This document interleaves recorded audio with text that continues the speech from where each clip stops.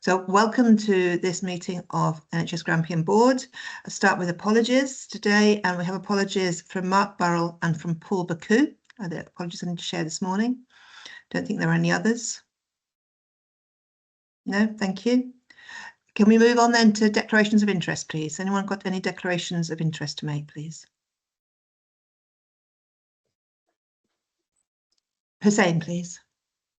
Thank you, Chair, and good morning, colleagues. With reference to the item on the Blair unit, just for completeness and transparency, I'm a member of the Diverse Experiences Advisory Panel, which is a named partner in the Scottish Government's Mental Health and Wellbeing Strategy, and I'm also the Lived Experience Depute on the Scottish Government's Mental Health and Wellbeing Leadership Board. Thank you, Chair. Thank you very much, Hussein. Thank you. That'll be recorded. I appreciate that. Thank you. No other declarations of interest. So move on to, I welcome to you all formally, and welcome to the first public meeting of the NHS Grampian Board in 2025. As usual, we have a very busy agenda and a number of important items before us. We again welcome reports from our staff side colleagues and partners in the form of updates from our Area Clinical Forum, the Grampian Area Partnership Forum, and our IJBs in City, Shire and Murray.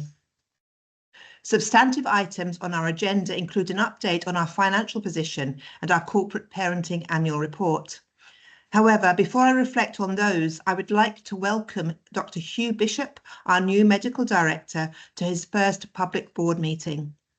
Dr. Bishop formally joined the Chief Executive team at the beginning of this week, but he is not new to NHS Grampian, having been House Officer at Royal Aberdeen Children's Hospital back in 1997, and then returning to us in 2011 as a consultant paediatric oncologist. Latterly, he has been in the role of Medical Director for Integrated Families, as well as fulfilling the role of National Clinical Lead for the Scottish Cancer Network. Welcome to our board, Hugh. Thank you so much, Alison. You're welcome. I would also like to congratulate Derek Murray on being reappointed as a non-executive member of our board for a further 4 years. And I'm really glad we'll be able to continue to benefit from your broad experience, Derek. Welcome again to Derek. Thank you very much. Thank you, Derek. Before we move on to today's agenda, I would highlight that as we remain in winter, the pressure on our system is intense. And I share for the record that the board is extremely grateful for the continued efforts of all our colleagues who are delivering care in very challenging circumstances. I was pleased to hear the sentiment reflected by the First Minister in his remarks last week, when he spoke about the resilience, selflessness and grit health and care staff display time and time again.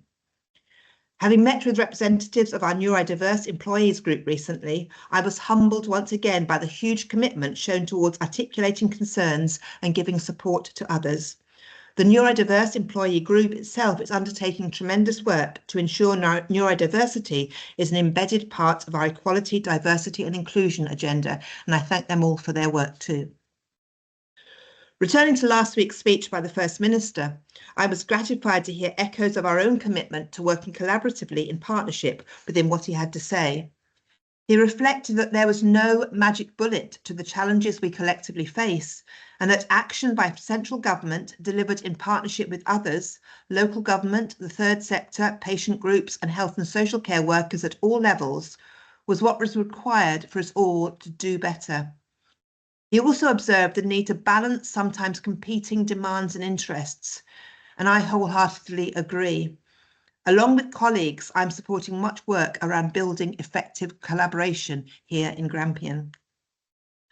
That need for balance is forefront in the board's mind as we seek to balance our financial position with clinical governance, staff governance and prevention activity. Having been escalated to stage 3 of the NHS Scotland Support and Intervention Framework, I know colleagues are doing their utmost to manage the tension between cost savings and safe, effective service delivery every single day. There's clearly much more we need to do, but I'm encouraged by the signs of improvement despite the operational pressures. Stage 3 is a formal step that brings with it significantly enhanced support alongside additional scrutiny of the board's financial position. So we look forward to hearing what form that enhanced support will take in due course. Moving to our substantive agenda, I would like to welcome the annual corporate parenting report. Since this is the Children's Mental Health Week, it is topical that we are receiving this report today. It describes the work being done to help realise Scotland's promise to care experienced infants, children, young people, adults and their families. I would like to express my thanks to the NHS Grampian's Children's Board and the NHS Grampian Corporate Parenting Group, whose efforts support the governance and assurance framework for child health priorities alongside the Integrated Family Portfolio Strategic Board. Thank you to all. And now with that, we can move on to our first agenda item, which is the minutes of the meeting of the 12th of December 2024. Can we accept those minutes as a true record, please? Agreed. Okay, thank you. And then item 4.1, the action tracker and matters arising. Have we got any comments about the action tracker, please? Derek, thank you. Thanks, Alison. 3 comments, please, on the minute itself. On page 7, we talked about an amended recommendation, and the recommendation was to delegate authority granted to the Chief Executive. But I wondered if that should be in future, delegated to the Chief Executive and the Chair. Okay, I think that's something for us to think about in future. That was obviously what was agreed at that meeting, so that the minutes is an accurate reflection of that, but that's something that could be considered in future. Thank you, Derek. Yeah, accept that. Second one was the Chair. Oh, you must and be the too Chief sexy to attend. Sorry, Yeah. there's someone, just a minute, Derek, there's someone without the mic closed. Thank you, Derek, can you please continue? Yeah.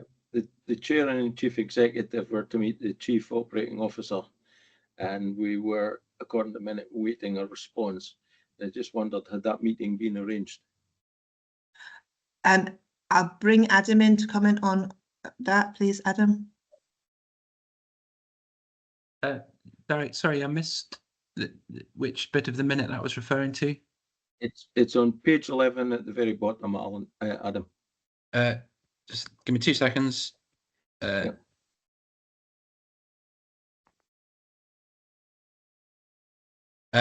So I've chased them up and we haven't yet met. I have met and mentioned our strategic risk to both Caroline Lamb and John Burns, but as part of other meetings, we're still awaiting to get a date for myself and Alison to meet.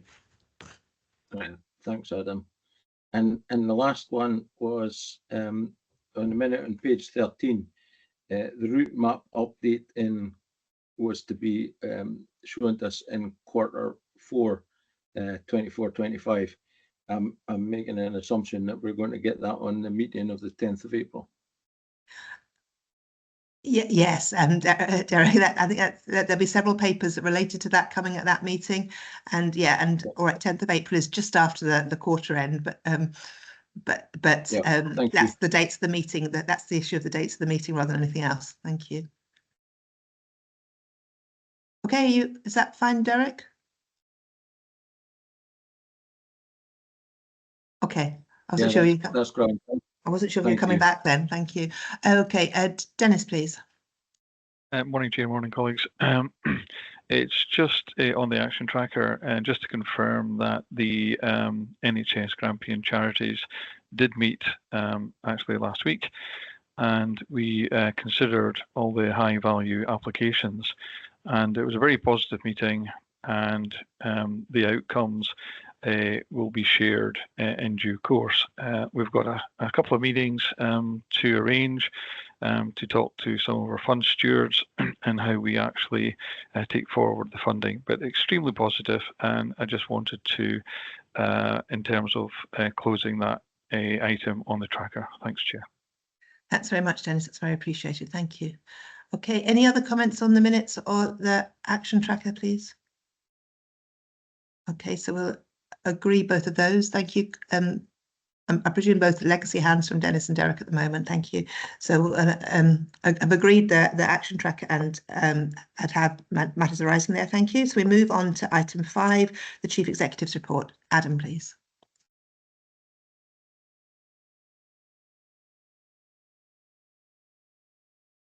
Thanks very much, Alison. So just a couple of things to run over today. The delivery plan. So just a quick reminder to folks or for those who are newer to the board, the delivery plan is obviously our plan of what we're going to do, but it also forms the contract that we have with government for what we're going to deliver. So a really crucial bit. And the update's just telling you and reminding you of the timeline we've got. We've submitted our initial draft, which has gone off to them.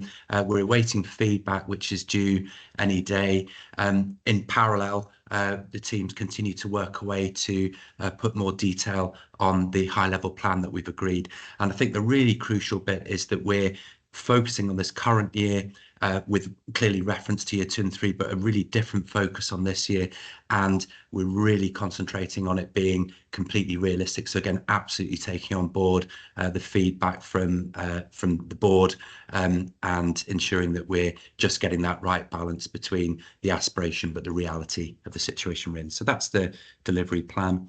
A quick update on the bed and then and anchor. So anchor first, just to say that at my team meeting next week, we're getting a recommendation from the review panel for what to do, and clearly there's a process to go through there, but we'll update the board on the outcome of that after next week. And then the Baird Family Hospital, we're expecting to get conclusions on that and for both projects being able to bring a timeline for completion to the board formally and in public at the April meeting. The next item just about the beds was just to, again, very much in public, just to explain that we've managed to increase capacity, fairly modest, but some capacity increase on the back of the discussions we had in December, and so they are temporary, but again absolutely learning that we can take forward for the phase 2 of the bed-based review, which again the board's endorsed us to continue that work. So that was just a wee update on that. The next bit, really exciting, the vaccination work. I had a really helpful and interesting discussion with one of the non-exec members of the board, and so I thought it would be good to include something on vaccination in this report. The annual report on vaccination immunisation is prepared and goes to the Population Health Committee at their next meeting. So just a couple of highlights here. I think the highlight I would give is we're doing well on a Scottish basis, and like most things, it would be good if we could do a little bit better. And the bit particularly that was based on the discussion was really around the increased admissions that we had into hospital and how that related to vaccination. And again, there's definitely something there and how we work with the broader population to think how we increase those rates. So again, our rates are pretty good on comparative basis, but we still had a number of people that clearly could have been vaccinated that weren't. So, and that's not a blame thing at all, but just a sense of how do we work in that population health space to absolutely get the benefits of vaccination. And if I remember properly, I think the WHO sort of senses that beyond clean water, vaccination is almost the most effective public health intervention we can do. So just to really emphasize how important vaccination is for the work that we do. So real big thanks to the team, and I'm sure we'll hear more from the Population Health Committee as they consider the detail of the annual report. And then just the last thing, Chair, was just I suspect people have seen this because it's been in a couple of bits of internal communication and a bit in the press, but just that really positive story about the home dialysis that some of the renal patients are now being able to access, and our intention to expand that to a much bigger number of patients. And that's just a really good thing for those individuals, really person-centred. So it was just to mention that in case anyone had missed it. Thank you very much, Alison. Thank you very much, Adam. Thank you for that comprehensive report. Dennis, please. Thank you, and thank you for that, Adam. Staying on the positive side of communications there, Adam, we were talking about vaccinations, and it was something that actually was discussed at the Murray Integrated Joint Board just last week. And what came out from that meeting is there's sometimes the lens focuses on the number of people who haven't come forward for vaccinations, as opposed to the good work and the vaccinations that have taken place. And I'm just wondering, in terms of our communication and the general communication around vaccines, is it the positive messaging going out in terms of it's excellent, we're doing really well, and we encourage, obviously more, rather than sometimes the focus goes on, we need to do better. And I'm just wondering if that's something that we could maybe focus on, and it's maybe something the population health may look at, but just from our own perspective, just that sort of positivity in terms of giving that messaging across to our public. Thank you. Thanks, Dennis. Adam, do you want to comment? Yeah, thanks. I guess it's a both and, isn't it? I suspect, but maybe, Chair, if it's okay, maybe Susan could come in as our, vast expert on vaccination, if that was okay. Thank you.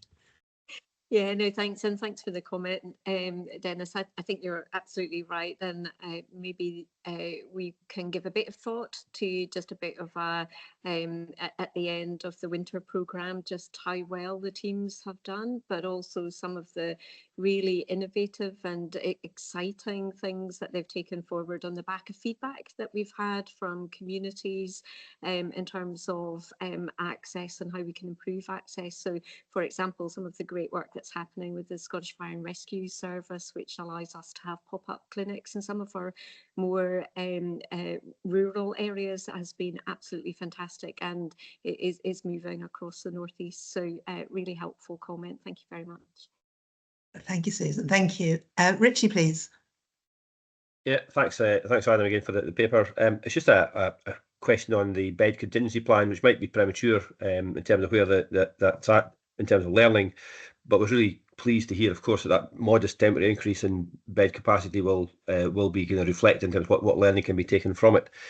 Is it too early to get any kind of headlines around what the benefits or disbenefits are around that temporary increase? And it's not just about money, it's about, again, capacity and care overall. I just wondered if it was any early indications about what some of the learning might be in terms of increased capacity, or if that's for a bit further down the line. Thanks. Thank you, Richie. Adam, again, please. Yeah, thanks. Perhaps make one comment, and then maybe Geraldine, who's much closer to the work, might be happy to come in. I guess we're kind of early against that.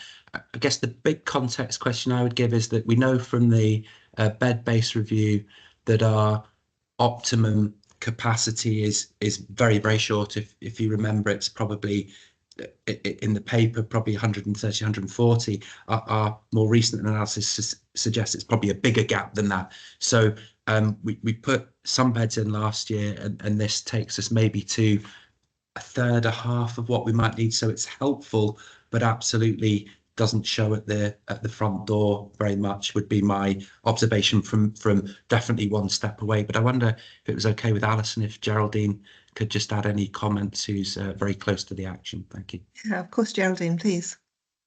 Thanks very much, and thanks for the question. I mean, I think the main focus for the additional beds has been round about the pathways that we know are most pressured in terms of the demand. So that would be frailty. So we've got an additional 20 frailty beds, and we've got now an additional 13 beds for general medical patients. So I think, again, it's the learning from that. What does that give us just in terms of where we know the demand is? So I think that is something we will continue to work on and look at round about what's the sort of optimal capacity we need and what's optimal flow and pathways into those two areas. Thanks. Thank you very much, Geraldine. Richie, content with the comments? Yeah, thanks both. Yep, thank you. Thank you very much. Colette, please. Yeah, just building on Dennis's point about the vaccination programme, it came to the Aberdeenshire IJB yesterday, and just to commend the work of the team. I mean, it really is an excellent report, and the success that they've had. One point that I raised yesterday was really around childhood vaccination and the importance of some kind of public campaign to dispel some of the myths that there are, particularly on social media and so on. As I understand it, the team are already on top of that and already planning it. But it was just to say that I think that's an area that we really need to focus on, is having some kind of campaign so that people understand the benefits of vaccination. Yeah, thank you, Colette, and bring us the attention of the board as well. Is obviously part of that important work as well. But Susan, do you want to comment further on that campaign? Yeah, no, absolutely. I think it's always important, and also providing the opportunities for people to have conversations if they are concerned at all, because we know there's some vaccine hesitancy. Some of the other work that we've done is within the Northeast. We've got quite a mobile population, so some of our children are no longer with us, so making sure our data is up to date, so we're absolutely accurate around that. And the final bit of work that we've been doing is around how our clinics are organised, making sure, because again, we've had quite an increase in some of our areas of our childhood population, so making sure that our clinic capacity is sufficient to respond to that increased demand within the timeline set for the programme. So there's quite a wide range of improvement activities underway, including raising awareness. So thanks, Colette. Thank you. Hussein, please. Thank you very much, Chair. And firstly, Adam, as always, can I thank you for the report, which is readable and thought-provoking as always. Continuing with the vaccine theme, if I may, this was also raised at the Aberdeen City Integration IJB, but I think it may be helpful doing this from an NHS perspective as well. And my particular focus is on seasonal vaccination in light of the current pressures that we're seeing, but I suppose it's applicable to other vaccines as well. And we saw, and I'll use COVID as an example because it'll be fresh in everyone's mind, we had very strict requirements that were set by the JCVI on those who qualified for vaccine, and those tapered off as time went on. I mention that specifically in light of the challenges that we're currently facing that we're all aware of, but also from a prevention standpoint. And we know from anecdotal evidence in the community that there are people who do not technically qualify for a vaccine, and two examples which come to mind would be those who informally receive care or support, or those who may be worried and who may require that assistance, but are worried about those who may be providing that support to them. I'm wondering what leeway or flexibility health boards and NHS Grampian in particular have nowadays in terms of those individuals who may slip through the cracks but may have a very valid case to make. I'll add another example just in case it helps for context. Somebody with a long-term health condition that is not on the list of long-term health conditions, but who knows that if they get additional medical complications, it may make their underlying issue worse, and that obviously you can follow that through to the consequential impact on primary care and potentially secondary care as well. I just wondered if that's something you may want to comment on. Thank you very much for saying it's very, very relevant in terms of pathways and putting people first as well, isn't it, in the work we're doing as well. But Susan, would you like to comment, please? Yeah, no, thanks very much, Hussein. Clearly, the JCVI considers all of the evidence and makes recommendations on the most effective, efficient cohorts for delivery, and we adhere to those nationally across the 4 nations. What we have found, though, is that sometimes people receive letters and actually they didn't realise they were in an eligible cohort. Sometimes people believe that they are, and what we would encourage people to do is, if they are in that category and unsure, is to come in and have a chat within the vaccination centre, or indeed if they are attending a healthcare setting for another purpose, and just have a conversation about their concerns and check their eligibility. Thanks very much, Susan, for that. I think if I may just make a suggestion, and you've very helpfully elucidated a situation there where somebody may receive a letter and may previously have thought they were not eligible and has now been told that they perhaps could be or should be. On the flip side, I think people, know their health conditions. People generally are very good at being able to make a case, because nobody wants to see their health, avoidably worsen, if I can put it that way. Could I perhaps make a suggestion that there's maybe a role here for messaging and communication, and Dennis touched on that earlier in his comments, around maybe just clarifying where it may be appropriate for people to have those conversations to avoid anxiety within the community, but also potentially, again, to avoid pressures on the system where people may be coming forward. And it's very, very clear cut that in that instance, unfortunately, the system itself is not able to provide, and they may need to source from a different place. Thank you. Is this something, Susan, you can take away and reflect?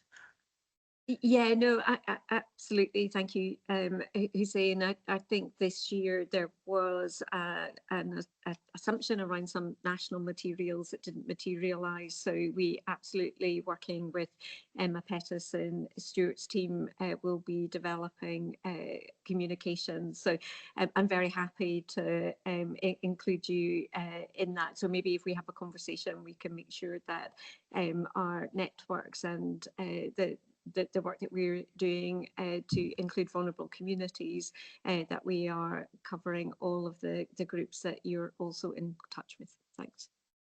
Thank you very much. I think that's very helpful, Susan. Thank you, and thank you for raising it, Hussein, as well. Thank you. And we'll move on to John now, please. Okay, thank you, Chair, and thank you, Adam, for the updates. I've got a different point I want to ask. Just reflecting on the ADP coming to the April board. The strategic change route map, I think, is going to be coming then. Item 9, we've got the finance plan will be coming then.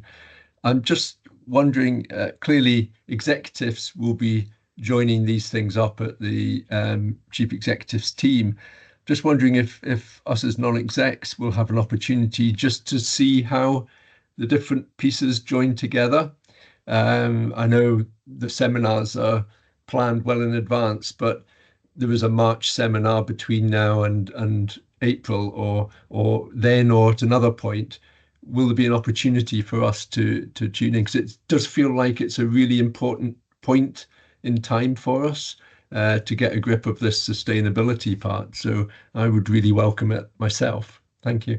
Yeah, thank you, John. That's a really important point, and that's one reason they're all coming together at that point in that meeting as well, so they can be looked at as a whole, because there are so many links between them, and it's important that we do have that overview as well. And obviously execs are doing that, and we're currently looking at ways in which obviously support non-execs into that position as well, so the board can look at these pictures in a whole as well. So yes, that is certainly something that's being considered and looked at for how we best prepare for the work being done at the next board meeting. So thank you for that point, and it's certainly something, yes, is part of the considerations for the next couple of months. Thank you. Don't know if anyone, Adam, do you want to add anything to that? Thanks, Chair. Yeah, it was just to say, John, the draft seminar program has a bit absolutely on the route map, and do you know, I can't remember the date, please forgive me, but Lorraine, who you know very well, gave us an update at last week, not the one just past, the week before's team meeting on the delivery plan, and we looked at the timeline, and there's bits for the board in some of the Thursday sessions and things, so there's definite board engagement on that. So, and as Alison says, we'll make sure we triangulate them together, because the demand from government is that they're triangulated across there. So we'll absolutely get that in front of you to, you know, hopefully get the collective brain power as good as it can be in what's a pretty challenging space, I think, with trying to get them all to sit really beautifully together. Yeah, thank you. That April board meeting is going to be a really important board meeting as well, with lots of key papers to look at that point as well. So it'll be a very intense board meeting, I think, that time as well. So thank you. Okay, John, is that helpful? Yeah, thank you. Okay, I can't see any other indications in relation to the Chief Executive's report. So I think we have noted that report. Thank you, Adam, for that. And we'll move on to item 6, the Forum and Integration Joint Board reports. The first one we have in front of us is the Area Clinical Forum report, and as noted at the beginning, Mark Burrell has given his apologies for this meeting, and we're very fortunate to have Dr. Robert Lockhart, who's the Vice Chair of the Area Clinical Forum, to present this report to us today. Robert, are you able to comment on anything? Yes, thank you very much, Chair, and good morning, colleagues. I'm, as you said, Vice Chair of the Area Clinical Forum, GP working in Elgin, and also Chair of the Area Medical Forum. Yes, so presenting the report from our meeting in January, we'd like to draw colleagues' attention to the increasing frequency of a meeting between forum members and our our chief executive team. This is in response to, I suppose, the concerns which have been raised through the advisory structures and the intolerable risks that NHS Grampian is currently carrying. And I think that this is a very positive move and provides the forum an opportunity to sort of feed in strategic advice. I think otherwise the report is relatively self-explanatory, but would certainly welcome any questions or clarifications if anyone has any. Thank you very much, Robert. Thank you. Any questions or comments for Robert? Please, Dennis, please.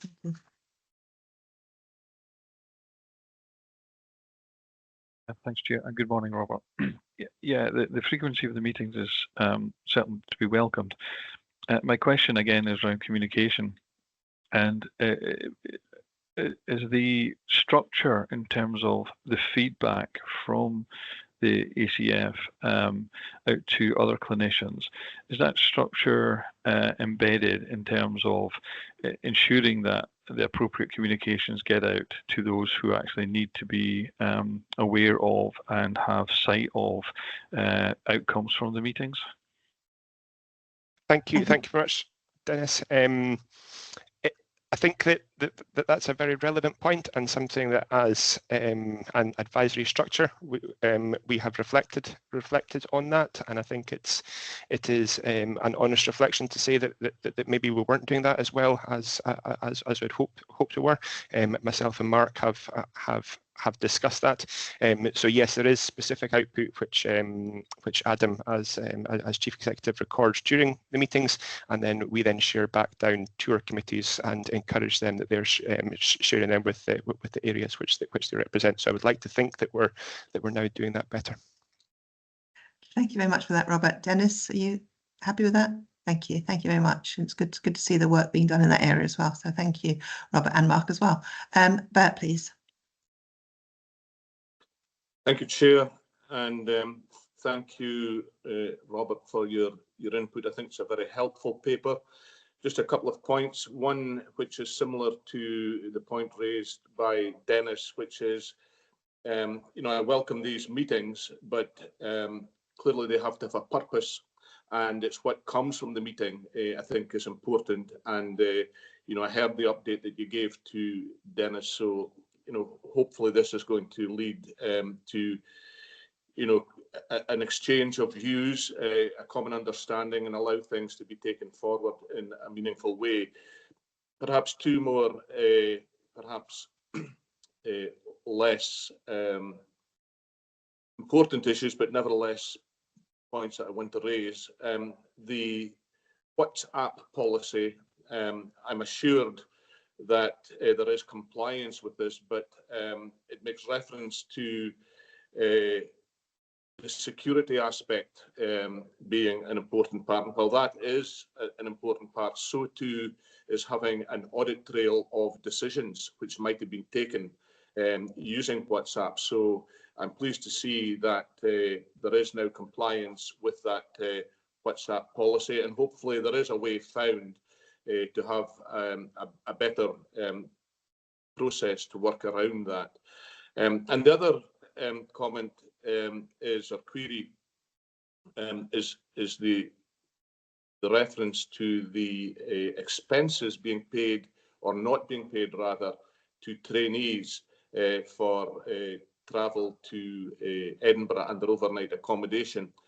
I'm just surprised that the board seems to be at odds with other boards and that there's not a national policy on this. Yeah, thank you. Thank you, Bert. Obviously on compliance, it's really important that we comply with all the IT rules and policies around WhatsApp and other things as well. So thank you for those comments. Robert, do you want to comment on the travel aspect? it's something I would probably need to take away, Bert, and get back to you, around. I think we did discuss it at the area clinical forum, and I think there was a collective feeling that this is an unsatisfactory situation that we find ourselves.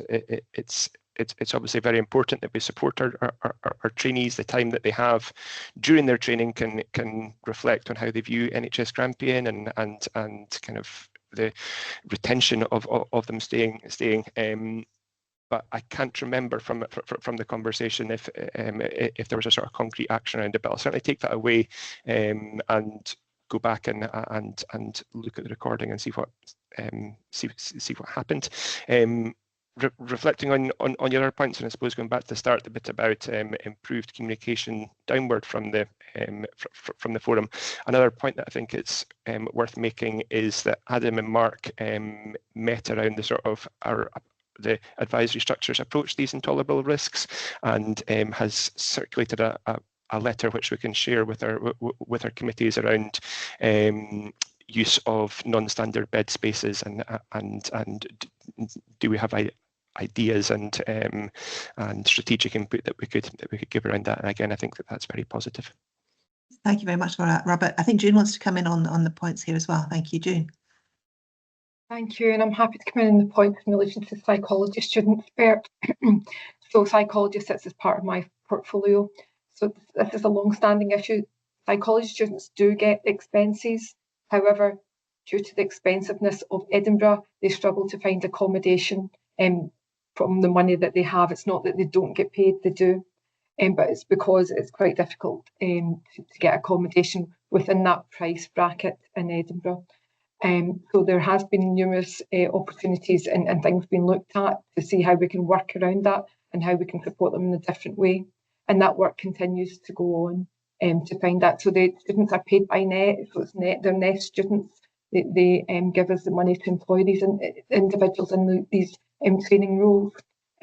So it's kind of it's more complex, and it's the board's responsibility. So we are trying to work our way through that just now. Thanks. I just thought I would share that. No, it's very helpful, June. Thank you for clarifying that. Tom, you'd indicated as well. No, your hand's down now. Maybe the same point you're going to make. So I'll move on then to, unless you're coming back, Bert, are you coming back on anything there? No, your hand's still up. No. No, I'm not. Sorry about that. Thank you. Thank you. Joyce, please. Thanks. It was with regards to the recruitment freeze on the non-patient facing roles in pharmacy. I know that we have been requesting that people pick up their relatives who are being discharged before noon. And I also know that we have problems with delays waiting for pharmacy to deliver the necessary drugs to people on trying to be discharged. So is this increasing our bottleneck there, or is it completely unrelated to that?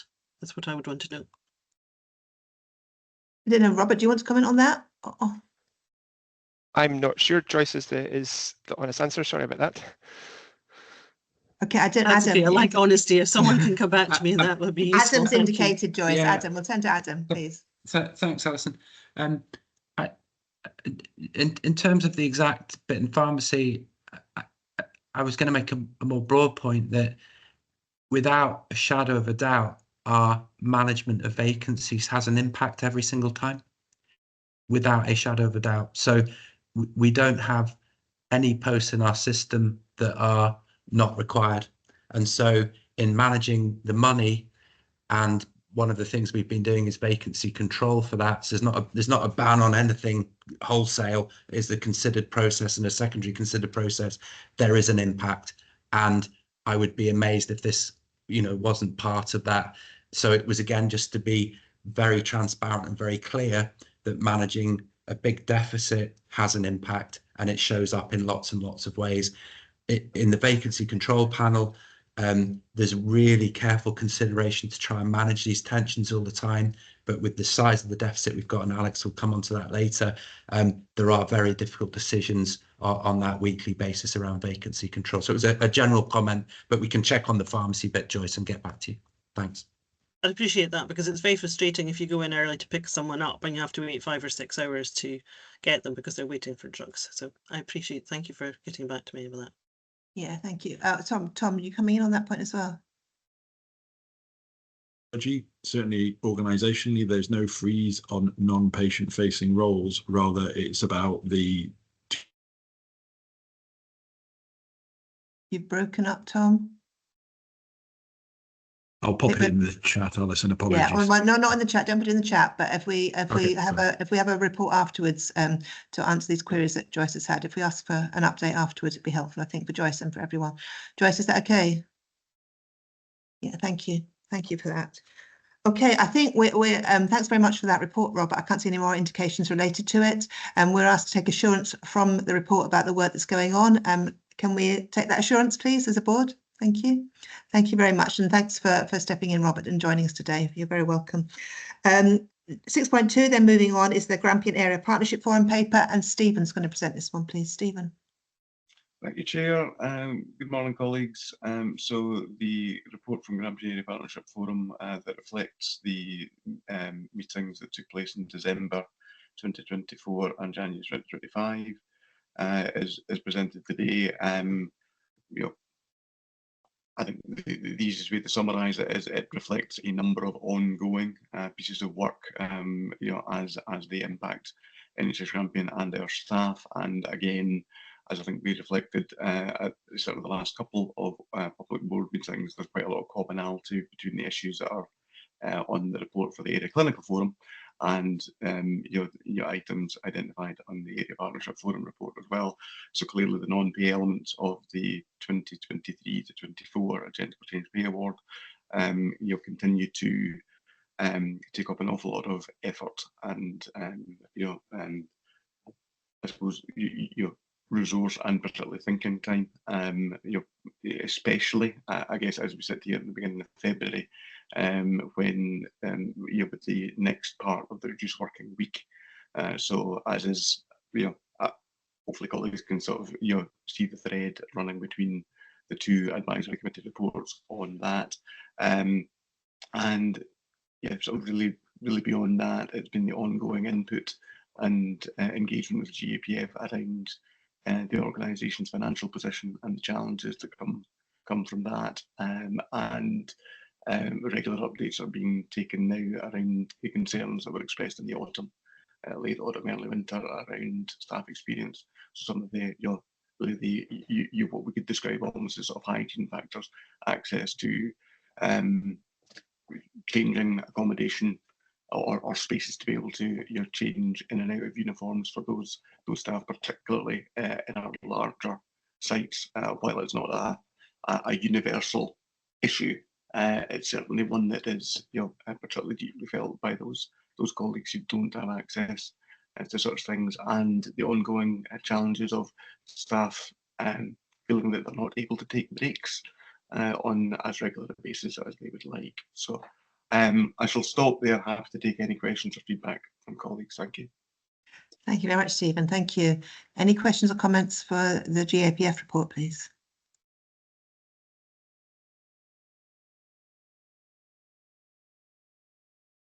Tom, please. Tom, are you?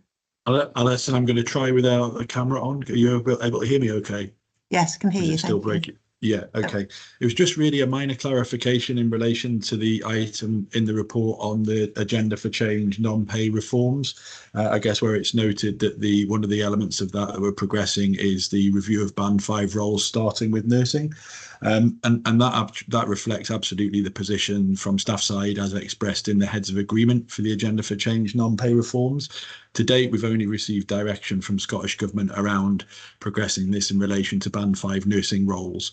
And I guess I highlight that here because obviously for staff in other job families, there are routes for them to seek, if they feel there's been a material change to their role, to have their job description looked at, and those avenues remain open locally as they always have been. So I think it's just important to provide that clarity. We'll obviously learn from the Band 5 nursing review work that's ongoing about the kind of the implications of having agreed that element of the reforms and all of what that means locally and nationally, and I'm sure that will be informative for national discussions around, what should happen next in relation to the agenda for change reforms, which, as Stephen's noted, we're waiting for some guidance on or direction on around the further reductions in the working week, as well as whether there's any further agreement nationally around moving beyond nursing roles. But obviously, with all of this stuff, we continue to appreciate and value the partnership working around it all, because I think we've made really good progress this year.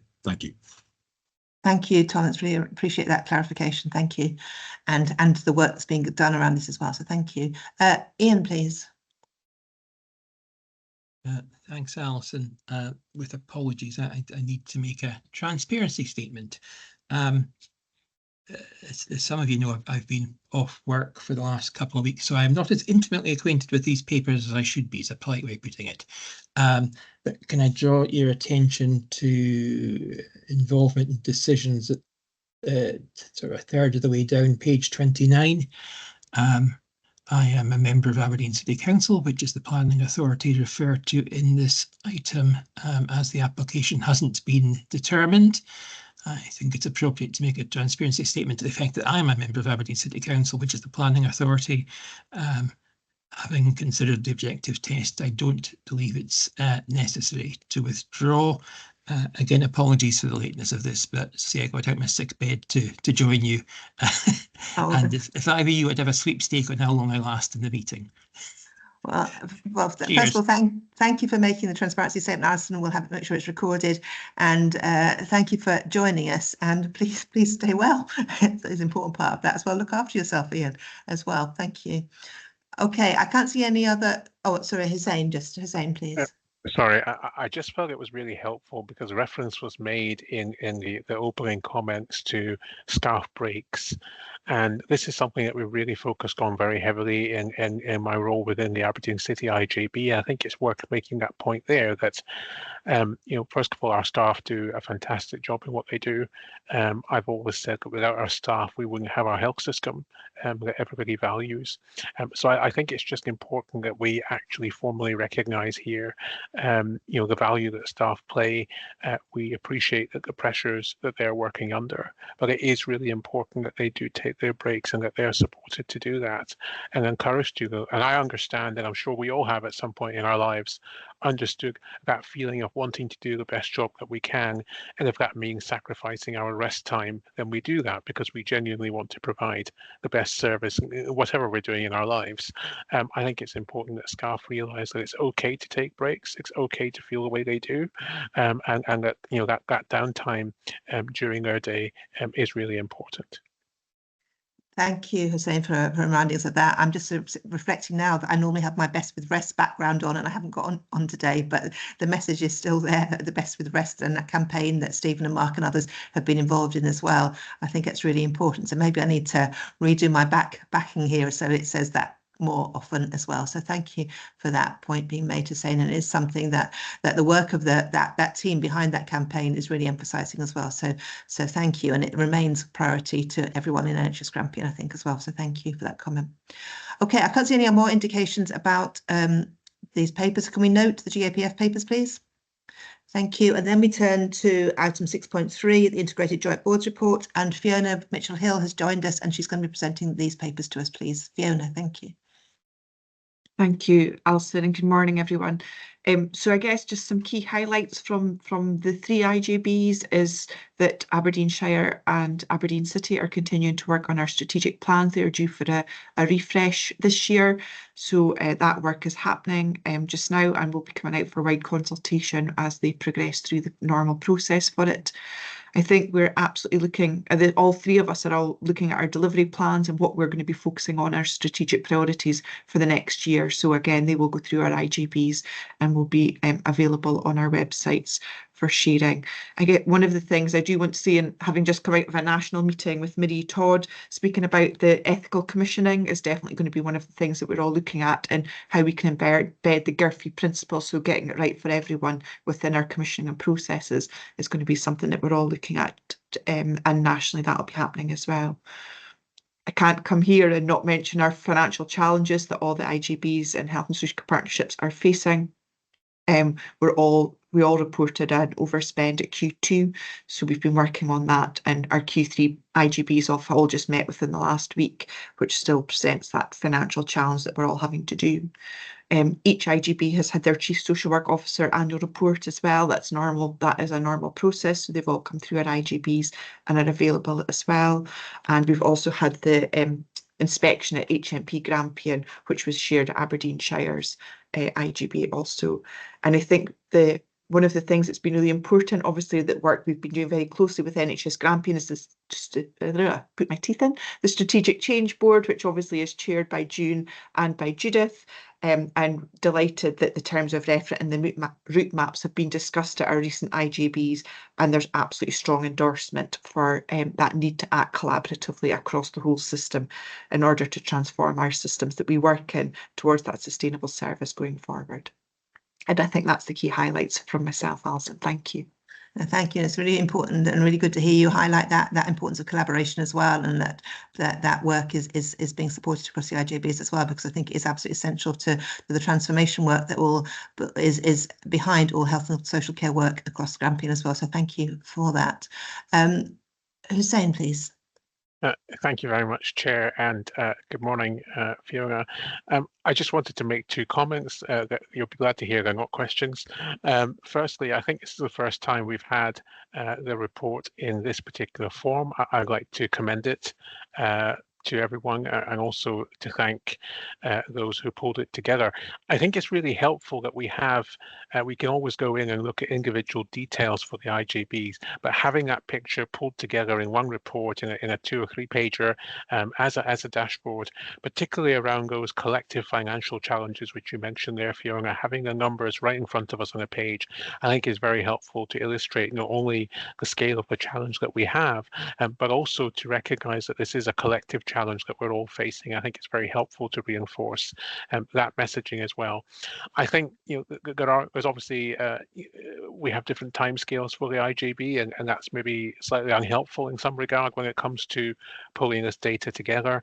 I think there are this is a first iteration or an early iteration of this report, so I think there is it can be scaled up and it can be iterated, but it's a fantastic start, and I hope that we would hope to see that at every NHS meeting, because I think it's important that we do recognise the integration of that system.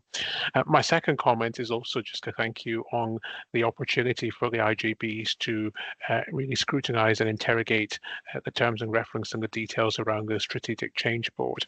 I know that colleagues had some concerns about that in the initial phases when that first came in terms of concept, and it was really helpful to have members and the different experience they bring look into that and comment on it and make sure that that is going to be as robust and fit for purpose as it can be. So thank you for that also. Thank you very much for those very helpful comments, Hussein. Thank you, much appreciated on both counts. Thank you. Dennis, please. Thank you. Good morning, Fiona. Again, I'll just commend the formatting of the reports. It's very accessible. My comment in terms of the collaboration, which is obviously key in working together, in terms of this sort of transformation that is necessary for sustainability for the future. I'm just wondering, is there learning to be had from other IGBs across the country, and is that learning being shared from your executive meetings as to how we sort of move forward in that sort of transitional phase in terms of ensuring we've got sustainability of services going forward? So I'm just wondering basically in terms of that learning maybe from a national perspective. Thank you. Thanks, Dennis. Fiona, do you want to comment? Yeah, happy to. And Judith's here as well. So Judith, feel free to come in and partner me. Double trouble today, I'm afraid you've got, Dennis. So Dennis, absolutely. And I guess it's some of that conversations that as I said, I just came from one of the national meetings with Marie Todd, who were absolutely doing that sharing and having conversations wider. We also have a monthly Chief Officer business meeting where we look at things collectively and that opportunity to learn wider. And Judith and myself and Pam had met first thing this morning, and we were just having that conversation about how we can do that a bit more. So I think there's definitely opportunity. So there's some of it happens, Dennis. Is there greater learning? Absolutely, always there is. I think it would be remiss if I didn't mention Aberdeen City has just been, we launched this week as being part of a marketplace and that opportunity. So that is also involving North Ayrshire and South Lanarkshire. So again, that learning, and that's also looking wider, Dennis, because we'll get some really good learning from England for that as well. So I think collectively we are absolutely realising we can't do this alone, but we need to look wider. But I see Judith popped her hand up, so I will shut up and let her come in. Thank you, Fiona. Judith. Yes, thank you. And Fiona's covered that really clearly. Just a couple of things to add. I think, yes, the Chief Officers Network is a really vibrant place, which has always been a forum for sharing what's happening in other areas and sharing some of the challenges as well as some of the things that we can do that work. We're also doing a lot of that sharing in Grampian. There's a long history of that here in Grampian in terms of that collaborative work across the three IJBs, but we continue to do that, most specifically around the recent work that we're doing around the budget savings that we're all looking at. And then the last thing I would mention that Fiona didn't, but Fiona's leading this, is the work around discharge without delay. Large national opportunity there as a collaborative locally to really focus on what we can do around that in support of some of the system pressures. And I think in that, really good learning from other parts of the system, including Tayside and others. So we're always looking for those opportunities and grabbing them when we can. Thanks very much, Judith and Fiona. Are you assured by that, Dennis, please? Yeah, absolutely, Chair. Thank you. Thank you very much. I can't see any other indications on these papers, so thank you again for the presentation and for the papers that we had in front of us as well. Can we note all these papers, please, about the IJBs, please? Thank you. Noted those papers, and thank you for joining us this morning for that as well. Moving on then to item 7 on the agenda, we have the Corporate Parenting Annual Report, and Geraldine's going to kick us off with this one, I think. Geraldine, please. Yes, thank you, Chair. I'll just say a couple of words and then I'm going to pass over to Caroline Clark, who's our Chief Nurse for Integrated Family Portfolio, and Tracy Davis, our Child Health Commissioner, who will say a little bit more about the report. But really just to highlight, we bring this here annually to report on our progress. You'll see from the report we do have statutory duties, and it very much focuses on what we're doing to progress better outcomes for care experienced children and young people around about health and well-being, being obviously the part that we are most involved in. But I think really important to stress as well that this is very much a multi-agency approach, and our planning and how we improve outcomes for care experienced young people has to be done collectively with our partners. So that's something that we're continuing to build our connections with the 3 local authority areas and the multi-agency groups that support each of those. I think the other thing to mention is very much around how we're demonstrating our commitment to the promise and also to children's rights and obviously the voice of the child in terms of how we progress things. Just one final comment from me, which is that we probably follow quite a traditional reporting style in this paper. It's quite corporate, and I think probably what we want to explore is actually how we can make this more relevant to children and young people who are care experienced, so that actually they can see what we're doing with them as we work to improve outcomes. But on that note, Chair, I will pass over to Caroline and Tracy. Thanks. Thank you very much. Caroline, Tracy? Hi there.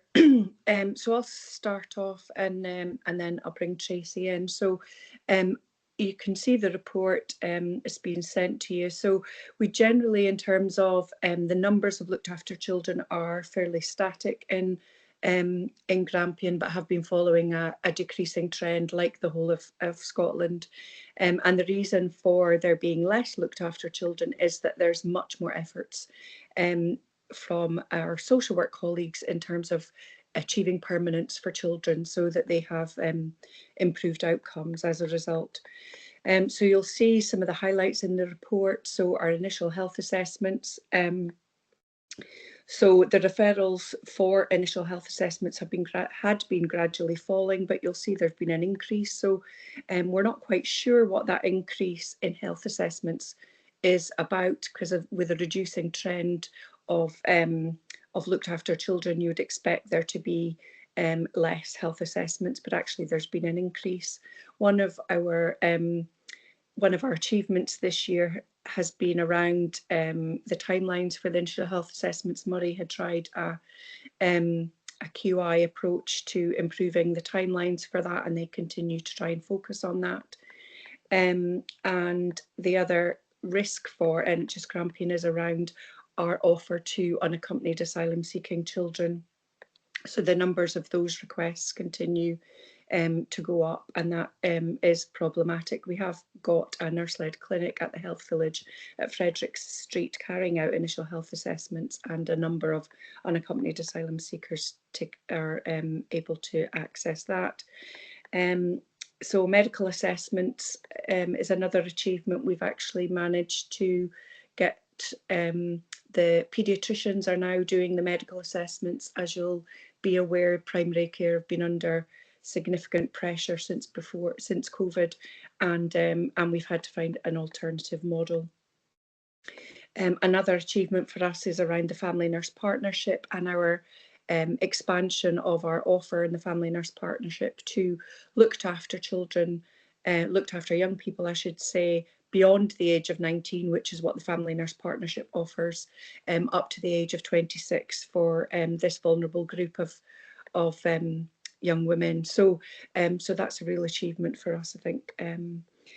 So I think that's all from me around that. But the other thing I just wanted to highlight before I hand over to Tracy is that so certainly from the Chief Exec team when we presented this, and from previous boards, there's actually been an ask around what do looked after children themselves think, and how do we get the voice of those looked after children into these types of reports, so that we can be assured that we're meeting our responsibilities with regard to that. So with that in mind, I'm going to hand over to Tracy, who's going to talk you through some of the feedback from the Bright Spot surveys. Thanks. Thank you. Tracy. Thank you. Hi, everyone. So we've had a few opportunities to engage with children and young people who are care experienced in different ways over the past year, but one of the key and most current sort of surveys that we have is the Bright Spot survey, which is a programme that's been set up by Quorum Voice to understand what's important to care experienced young people with a view to service improvement. So Aberdeen City was the most recent local authority to be able to take part in the survey. 4 local authorities have so far. It's something that you've got to apply for, so it's not rolled out and available to all just yet. But Aberdeenshire also took part in 2022, so we do have a bit of comparison there. So there's 2 surveys, one for the younger children aged between 4 and 17, and one for care leavers, for those who are older and preparing to leave care or have already left care and beyond 18. So it measures subjective well-being rather than the data, which is often, formed and driven by service objectives. So it helps us to understand really what that story is for care experienced children and young people. If you've had a chance to look at the surveys, you'll see that there's a strong theme of the importance of relationships throughout both of the reports, regardless of who the children are coming into contact with. And that aligns, really closely with the promise and what the promise asks of us in terms of those trusted adult relationships. We know that experiences of well-being dip after care. So when young people hit 18 and then move into that aftercare space, so specific to health. Sorry, can people be on mute if they're not talking, please? So within the report, you'll see that 35% of. Sorry, Tracy, can people put their mics off so we can't hear what's being said, please? Tracy's the one talking at the moment. Thank you. Thank you. So you'll see in the Aberdeen City report that 35% of care leavers recognised or identified as having a long-term health condition or disability, and that's significantly higher than the comparator and significantly higher than our Aberdeenshire results a couple of years ago. So when we explored that a wee bit further, we heard that primarily the concerns are in relation to their mental health and well-being, or various neurodiversities, with a few sort of specific examples of specific health concern within there. We can really see correlations when we look at case studies. We can really see correlations between neurodiversity and care experience, and that's being reflected within our transformation work around our neurodevelopmental pathways, but we also recognise that that point of transition for young people when they, sort of hit 18, they have perhaps less regular and structured care, direct health care, in terms of health assessments, that their experience of their well-being will dip. So that transformation, that transitions is another area of transformation that we're looking at particularly, and both of those are reflected within our annual delivery plan. So I'll stop there, Alison. Thank you. Thank you very much, Tracy. Thank you. We've got lots of comments for you here coming up as well. So can I ask people to make their comments concise as well, please? Dennis, please. I'll be brief. It's really to do with language in the reports, and I know that there is a requirement in terms of setting the report back to the Scottish Government that we use the term looked after, but I'm glad to see that we're using the term generally when we're speaking in terms of care experience. I'm just wondering if there are plans to try and change the language to reflect the comments from our young people as well, because it's really about them, and I think the language is incredibly important, and I'm just wondering if from a national perspective there's a lot of work being done in that area. And the other point, just as Tracy made there, in terms of the identifying the health and the disability, I'm just wondering, do we actually segregate both those elements? Because obviously in terms of maybe experiencing a greater poor health experiences after 18, just wondering the numbers of people actually who actually have a disability within that cohort as well. But thank you very much for the report. Thank you. Tracy, do you want to comment on both of those? Yeah, so Dennis, you referred to there is national work going on around the definition of care experience, and language is a part of that. And I think there has been quite a lot of pushback from services to government around the language, because we don't particularly like, we don't like at all that language of looked after, and neither do young people. At the moment, it is the sort of statute language, so we're stuck with it for now. But there is this work going on to look at definitions, and language is reflected within that work.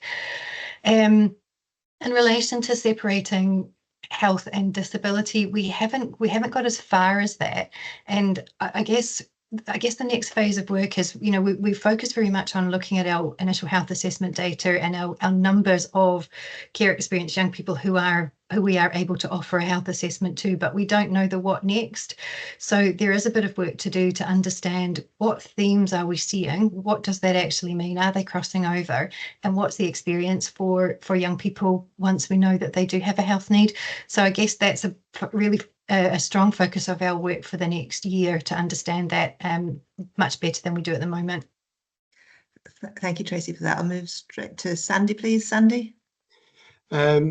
Thanks, Alison. And I really welcome this report, and it's really important in terms of us fulfilling our responsibilities as corporate parents. I very much welcome the detail on how we as corporate parents are working in partnership with other corporate parents. I've asked for that before, and I think the report gives us a lot of information on that. I note the achievement in the Family Nurse Partnership by increasing the age range, and that's very positive. I note the continuing risk around our contribution and support to unaccompanied asylum-seeking children. And I also note that although there's been some progress in relation to those all-important initial health assessments, it's still a bit patchy across Grampian, so I appreciate that, and I realise the work that's ongoing. I've asked for examples in the past about initiatives, and I think there's lots of initiatives outlined in the report, and that's really welcome. I suppose the thing that's missing for me, and I think Geraldine commented on it about making the report more relevant to young people, and Caroline also in terms of getting the voice of young people. I think we're very good at building these governance leadership structures, lots of boards and groups, and we're also good at asking young people what their views are. Now, there are some very clear, stark messages from young people, for example, concerns around mental health and getting a different doctor every time and having to retell their story, issues that's already been covered around transition, and that's something that we have to work with our corporate parent colleagues across the system on. and really support, really supportive intervention during pregnancy, but then the support tails off after that.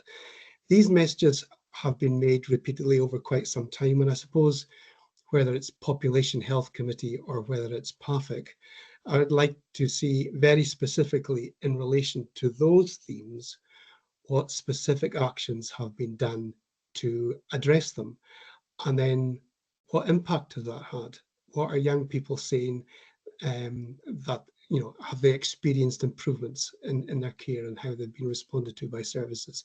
So I would like to see that loop closed in terms of what young people are saying to us, then very clearly what we're doing about it, getting back to them and whether they've noticed a difference. I think that would be really helpful. And it would give me, I think, greater assurance as a corporate parent that we're fulfilling our responsibilities to those young people. And I suppose the last point, Alison, is that whenever systems are under enormous challenge and pressure, it is well known historically that care experienced young people do not fare well in terms of services. So this is a difficult time for us all, but it'll be very difficult for care experienced young people. Yeah, thank you for that reminder there as well, Sandy. Geraldine, do you want to comment about how we move forward with this? Thank you. Yes, thank you, and thanks, Sandy, for those comments. Really, really helpful. So I think we definitely need to start to bring this more to I think the Population Health Committee is probably the right forum, given the links round about children being our priority and reducing health inequalities, and particularly for this group as well. I just wanted to kind of pick up on I suppose the aftercare that we're really kind of looking at, isn't it? And that's a lot of the feedback that we're getting around what's that ongoing support for children and young people care experienced as they progress into adult age. And I think we are, so obviously we've focused very much on transitions, on neurodevelopmental pathway, as Tracy's outlined. But I think the next thing we need to look at is actually how we engage our adult services round about this work as well. So I think just now we've got Children's Board, it's very proactive, and I think we've got really good links into other children's services. But I think really probably the thing we need to now work on is actually, this is bigger than just children's services. This has got to be the whole organisation as well. So I'm really keen to see how we progress that, and that I think will then help us to work with our young people in terms of what's the gaps, what do they need, and then how we can shape our services better around about that. Thanks. Yeah, thanks, Geraldine. I think that's hinted at in the report when it talks about embedding across the organisation as well. So obviously that's something, rolling on Sandy's point, that'll be good to see coming on as well. And also that closing the loop when actions are done in response to young people. It'd be good to see that through the Population Health Committee as well. So thanks for those comments. But I think we need to move on to other comments now, Sandy. So if you don't mind, I'll turn on to Kathleen now, please. Kathleen. Yeah, thank you. Really interesting paper. And yeah, probably drilling down a little bit more on one of the elements that Sandy raised. It was good to see the comments from young people in the paper, and going on to that bit about continuity, which is really important in the fact that they're needing to build relationships and trust, and providing less need to repeat often their traumatic stories to repetitive different people. And just wondered if there was any way of finding a solution to this so that they get that continuity. And I just wondered, picking up on the Murray section of the report, if there was a role for the promise keepers in this area, and if that's something that could be rolled out across the whole of whole of Grampian, sorry. Thank you. I don't know who'd best be responding to this one. Yes, we do work closely with our promise keepers through our partnership work, absolutely. I guess in relation to, so the first part of your question, I think, was around, sorry, what was the first part of your question? I had it in my head and it's gone. Kathleen. It's about that piece on continuity and making sure that they don't have to keep repeating their stories. Yeah, so there are various initiatives, and I guess we're at the point where we're having those conversations through our trauma strategy work, and that's again at a very early stage for Grampian as an organisation, our trauma strategy. But I guess it's a topic of conversation that comes up a lot. There have been some really good examples of practice, like Write About Me. So how do we write about children and young people, or for children and young people, in a way that's not going to re-traumatise them, but also so that they don't have to keep repeating their story. There's been a really nice project that we heard an example of in a piece of work in Murray this week around you tell your carer a story, then that your story becomes their story. So it's almost they then have that authority to share your story in appropriate ways, without the onus being on you. So there are a few examples around that we will be exploring, but it is something that we hear repeatedly across many themes of child health and adult health too, I'm sure. Thank you, that Tracy. Thank you, Richie, please. Yeah, thanks again for the paper. Lots of detail in it. I think my question has largely been answered, so I'll turn that into a comment rather than a question, perhaps. It was around the voice of care experienced children and young people, and that coming across more maybe explicitly in terms of how we as a corporate parent, in terms of NHS Grampian, engage directly with young people and children, and how we, I guess, get their feedback and how that shapes, it just brings it to life a bit. So I think Geraldine, Caroline and Tracy, you all kind of alluded to that in Sandy's question too. So if that could be drawn out more explicitly in the future, that would be really helpful from my perspective. Thanks. Thanks very much, Richie. That's helpful too. Colette, please. Yeah, just to say a really good paper. Actually, it's good to see everything that's being done. My question relates specifically to what's being planned for the future and the action plan for 24-27. It's all really positive stuff, but my question is, how will success and impact be measured? Thank you. Tracy, you nodded at that point, so I'll turn to you. Yeah, I mean, measurement is really challenging, isn't it? Because this is about subjective well-being in lots of ways. So it is about hearing the experience of young people and hearing them tell us that things are getting better.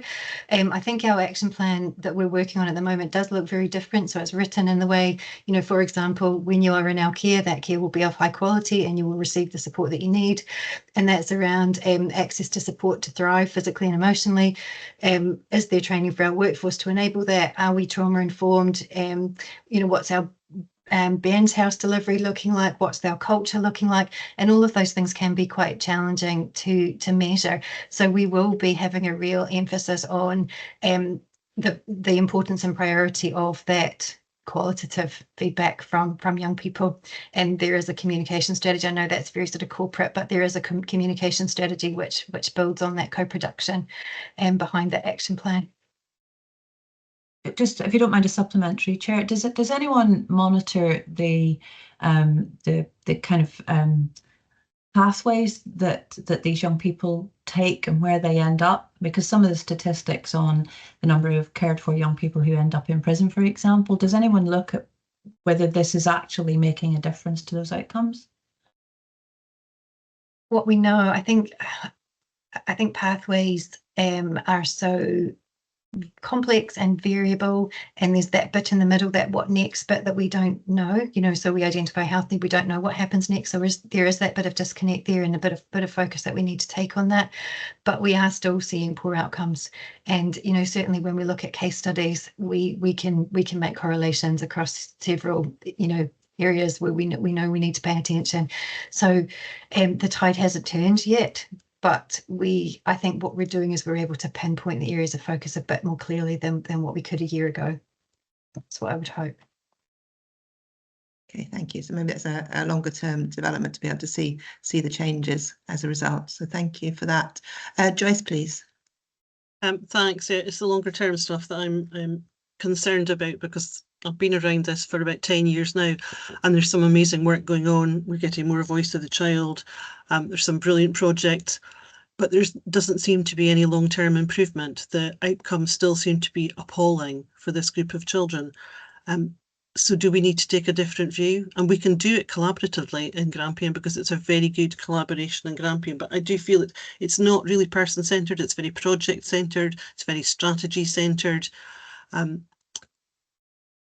And I would ask everyone to look at this in a more realistic way and not be aspirational about we will provide this, that and everything else, because we're not providing all the things these children need because the outcomes are not happening.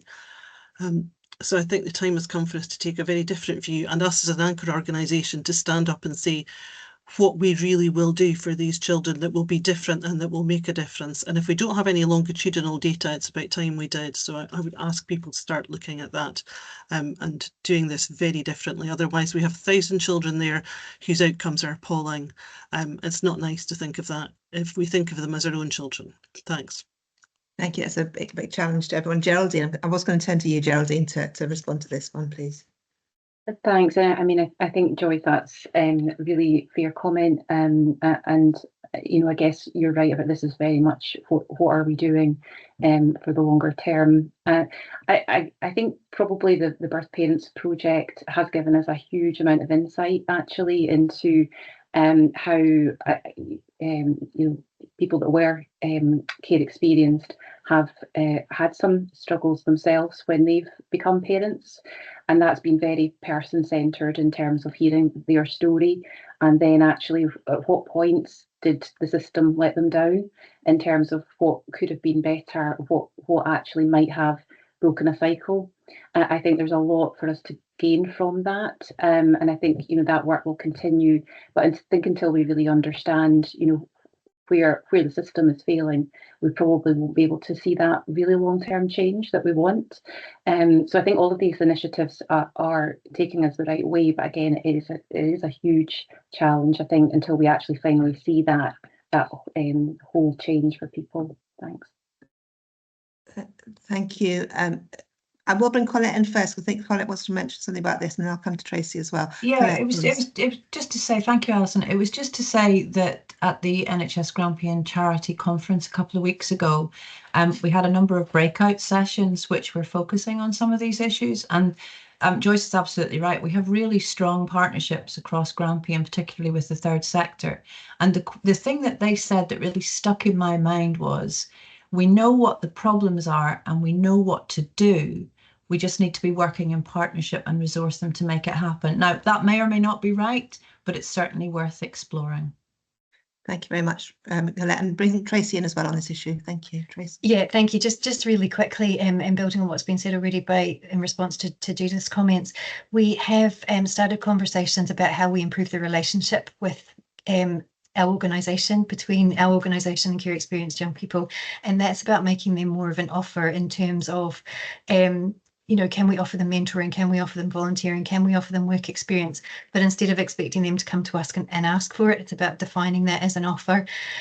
So we have started some of those conversations too, in the hope that it gives a different relationship, it gives a different trusted adult relationship, but it also might help break down some of those barriers to accessing healthcare services indirectly by just having a bit more knowledge and comfort with us as an organisation. So there are a few different strands that we're taking forward this year. Thank you. Thank you. I know we've had a really good discussion of this report, and I think there's a lot of commendation for the report itself and the work that's going on as well, but also a lot of comments about next year and how things could progress as well in terms of listening to those voices, acting on the voices of young people, and then finding out from the young people what difference it actually made as well, and that work on partnership locally, so we can actually see a long-term difference in the lives of young people, because obviously as time goes on, there's more young people becoming involved in this as well. So each individual young person deserves our attention as well as corporate parents. And just come back to that point as well, we are all individually corporate parents. We all have a responsibility, each one of us around this table and beyond across the organisation as well, to do what we can individually as well. But Susan, you want the last word? Thanks, Alison. I'm just wondering, given the interest we have around the board table, and given it is quite difficult to cover the wide range of work that is going on, we are updating the action plan this year. I wonder if we have a lunchtime session as part of the Population Health Committee, not just focusing in on our duties, but actually drilling into the action plan. So it gives board members the opportunity to scrutinise the direction over the coming year. Yeah, that might be helpful if that's possible to arrange something like that. So thanks for that suggestion, Susan. Okay, but we are asked for our assurance that we review and scrutinise this paper and confirm that it provides the assurance we need. Can we do that at this stage as well, and then look forward to next year's paper as well? Yes. Yeah, thank you very much. Thank you for that. Okay, moving on then to item 8, the Women's Health Plan, which Geraldine is also going to be leading on as well. Just before we turn to the paper, though, just want to celebrate the success that's written in this paper, as in particular around bringing down the menopause waiting list, which is really good to see how the teams have worked together on that and have looked at that waiting list and made a huge change in the length of time for which women are waiting for care around menopause. So congratulations to the team on that. I think it's really important to highlight that as part of the good work that's been done here. But with that, I'll pass to Geraldine, please. Yes, thank you. So we're really pleased to bring this progress report on how we've managed to progress the local aspects of the Women's Health Plan. And this is one of our priorities in the annual delivery plan. It's in this year and it will continue to next year. It's also one of the Scottish Government drivers for planning. So obviously this aligns really well to our aim of reducing health inequalities for women's access to healthcare services. And you'll see in the report we've given an update across each of the various key work streams round about women's health to support better healthcare services in each of those areas. And I think to add to that, we have a really strong clinical leadership who lead on each of those key work streams, which I think really helps us to ensure that we are progressing in the right way across those areas. There is very much a kind of whole system approach to how we do this as well. So the range of services spans across women's services in acute, sexual health services and primary care, community services and population health as well. So I think there is really, again, good engagement from those particular areas.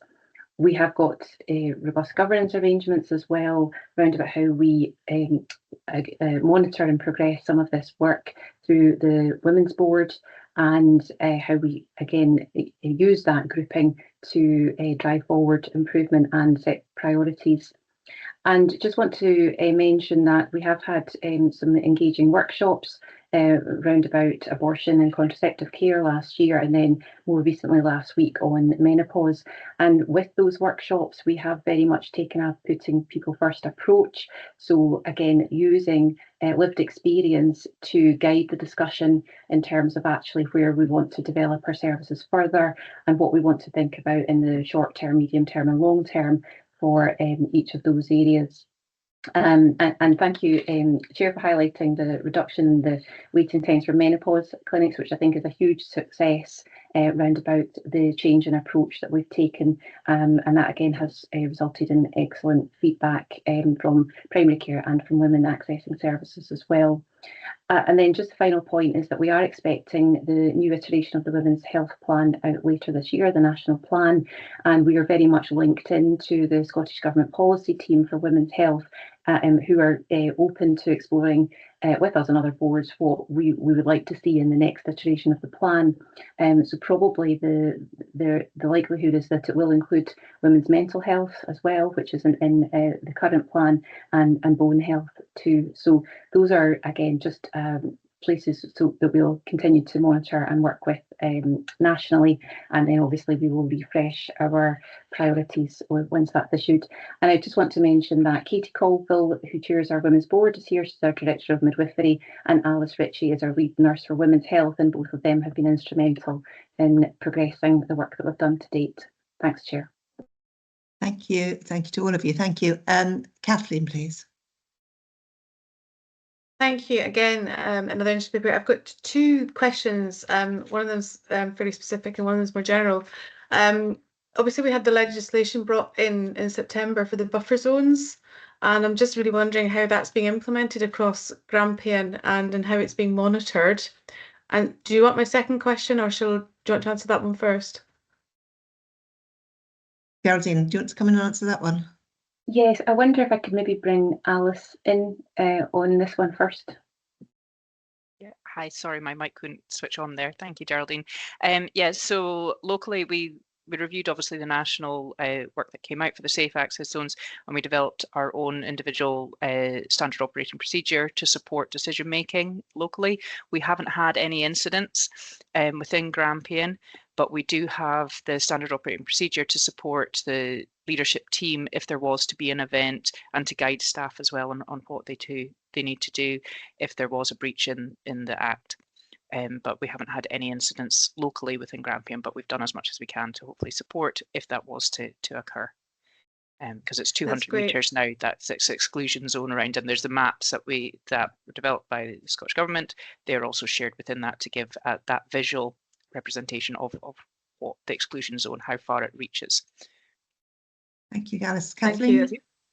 Yeah, that's great to hear. My second question is, I was wondering what the long-term vision is for menopause and equality. Obviously, well, in my part of the world, I'm very familiar with the Well-Man check clinics from the age sort of 40 to 74. And I'm just wondering, what messaging are we getting out to women that, they're entitled to go for Well Women checks? Alice, do you want to take that one as well? Yes, hi. Yeah, thanks, Kathleen. So a lot of options are being explored at the moment. We don't have a specific campaign that I am aware of at present, but we're working with public health on promotion of the accessibility for women and what they can access local services either through pharmacy practices, GP practices, public health, for that support as they're going through the menopause and guidance. And we do direct a lot of patients through the NHS Inform website as well. And we're doing a lot of work around how best do we deliver the information in Grampian. Is that through a specific web page, or is it training? Whilst we're doing this ongoing work with primary care and secondary care to form a package that's similar to the male wellbeing checks. But there's not something specific for an overall woman's wellbeing check, but there's lots being explored. And we're trying to get some equity across the board as well, because there are lots of fantastic silo working happening within local GP practices as well, for having that local support available for them, that they're not then having to wait for coming into secondary care for that guidance too. And a lot of it is around that increasing awareness, banging the drum around menopause in particular, as the other aspects of women's health as well, and just raising the profile of that. So it is being explored, but we don't have an overall women's health check that at present in Grampian. Thanks, Alice. I would just add to that I attended the workshop last Thursday about menopause with lots of people from across the system attending that one, and that was a theme really that was being addressed there as well, and ideas being put forward about what could be done, Kathleen. So it was very much a part of that conversation just last Thursday, and I'm sure Alice and the team will be reflecting on bringing together the ideas from that seminar as well. So thank you. Okay, you're nodding, Kathleen. I take that you're fine with that answer. So I will move to Richie, please. Yeah, thanks again. Another really good comprehensive report, and the action plan set out is all kind of green and amber or yellows, so no reds, which again is great to see just in terms of the progress being made. The question, I guess, though, is partly connected to that, and under the risk assessment and management part of the report, it does say that delays in completing the actions are a direct result of resource restrictions, which just reinforces the point that Adam made earlier around, I guess, just this challenge that faces us all in terms of finding balance. And my question, I guess, is around just to be assured that we still have found the right balance in this area of work, in this service, around financial, clinical, workforce considerations. So despite that, we've still got a good balance in those three factors. So any assurance in that colleagues could give would be helpful. Thanks. Again, Geraldine, I was going to turn to you. Geraldine. Yes, thank you. Thanks for the question. So I think actually this is an example where we have found the balance well. There hasn't been any additional resource that's come out of the women's health agenda. So we've had to think quite creatively in terms of how we ensure we've got the right people round about it and able to progress it at the right pace. And we're fortunate that we've got Alice, who I think has made such a difference in terms of her role being the lead for women's health in Grampian, and has been able to, with a clinical lens, engage the other clinical leads around about each of the work streams, but they are all doing it alongside clinical roles. So I think there is something about, we're lucky that we've got people that are passionate about women's health and are able to devote some time to it, but they are doing that and juggling that alongside other responsibilities in work. So I think that probably reflects why some of the progress hasn't been quite maybe as fast as it could have been, but I think we need to be realistic round about that in terms of actually what's achievable. And as long as we are, clear about what direction we're going in and where we want to get to, I think that is useful. And a lot of this will cover the prevention aspects as well. So that's very much around, how we can think more around well-being and information, and women can make their own choices and be well informed. So I think it covers all aspects of that, finding the balance. Thanks. Thanks, Geraldine. Thank you. Colette, please. Sorry, at risk of being boring, I'm going to ask the same question as I did in the last paper, which really relates to how is the impact being measured. There are no numbers here and actually no indication as to whether the yellows are up or down on last time. Is there a sort of detailed set of metrics underpinning this, and is progress and impact being measured in that way? Thank you, Geraldine. Can you take this as well, please? Yes, so in terms of metrics, I mean, I think the way that the National Women's Health Plan is drafted and monitored, it is about completion of actions in terms of putting arrangements in place. So we followed that style. We do have metrics with KPIs round about access to abortion services, which is obviously one we report on as part of the annual delivery plan. But I think there probably is an opportunity for additional KPIs to be created round about some of these. So that again is something that we will explore. And then I think the other aspect is how do we know that we are making a difference to women and their experience of our services? So we are considering now, we've had, as I mentioned, a couple of workshops which have been for our, again, our clinicians primarily, but actually we're now thinking about, if we shape what we think are the priorities, do we have a follow-up session with women and actually get the feedback from them round about, are these the right areas that we're focusing on? And then if they are, what do they want to see as being the outcome? And then we could measure that. So I think that probably is our next step in terms of how we take that forward. But I see that Alice has put her hand up, so may want to add to that. Thanks. Thanks, Geraldine. Yeah, just to add in, we are already progressing. It already has been flagged, as Geraldine has said, rightly within the workshops, that a key priority for us, as with children's as well, is to have that public engagement, to have the women's voice around how we're shaping our services going forward. And we're already working with public health and sexual health and our strategic team to try and identify how best to approach that. How is the best approach for engagement with public? How does that look? Are we talking about it from a whole women's health part? Are we breaking it down into the different priorities and the different work streams to make it more specific to that? So there is already work ongoing, and we're hoping to progress that as we go through 2025. So we should have some structure around that. Thank you. Colette, there's obviously lots of ideas about this because Alette and Alice has provided an answer on top of Geraldine, and now we've got Katie and Susan as well. So Katie first and then Susan, please, to add to this. So not to kind of repeat what others have already said, but yeah, Colette, we do very much focus on the measures, and there's different measures under a lot of these programs, but it is looking at that kind of longer term outcome impact that's where we next want to go.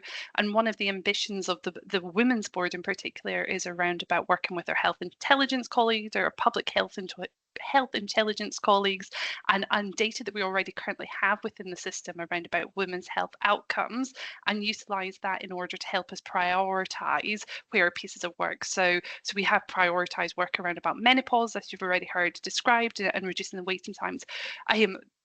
But that's hopefully something, a dashboard or information that we can have that can help us much more direct where outcomes can be measured and improved. Thanks very much, Katie. And Susan, please. Yeah, no, it's a really helpful prompt, Colette. Just looking, if you just look on page 9, inclusion health, smoking and pregnancy data is analysed as part of the tobacco action plan, the same with vaccinations, etc. So we do absolutely monitor progress, so we have the data. I guess what will be helpful in this next stage is pulling that together to give that holistic picture rather than looking at it programme by programme. So as everyone has said, work in progress, but just to provide assurance, we do have data around this. Thank you, Susan. Colette, need to come back to you. Yeah, that's really helpful. I mean, this is a great series of initiatives, but I think what's really important with all this effort is to understand how many people are benefiting from it in a positive way. So thank you all. That's been really interesting.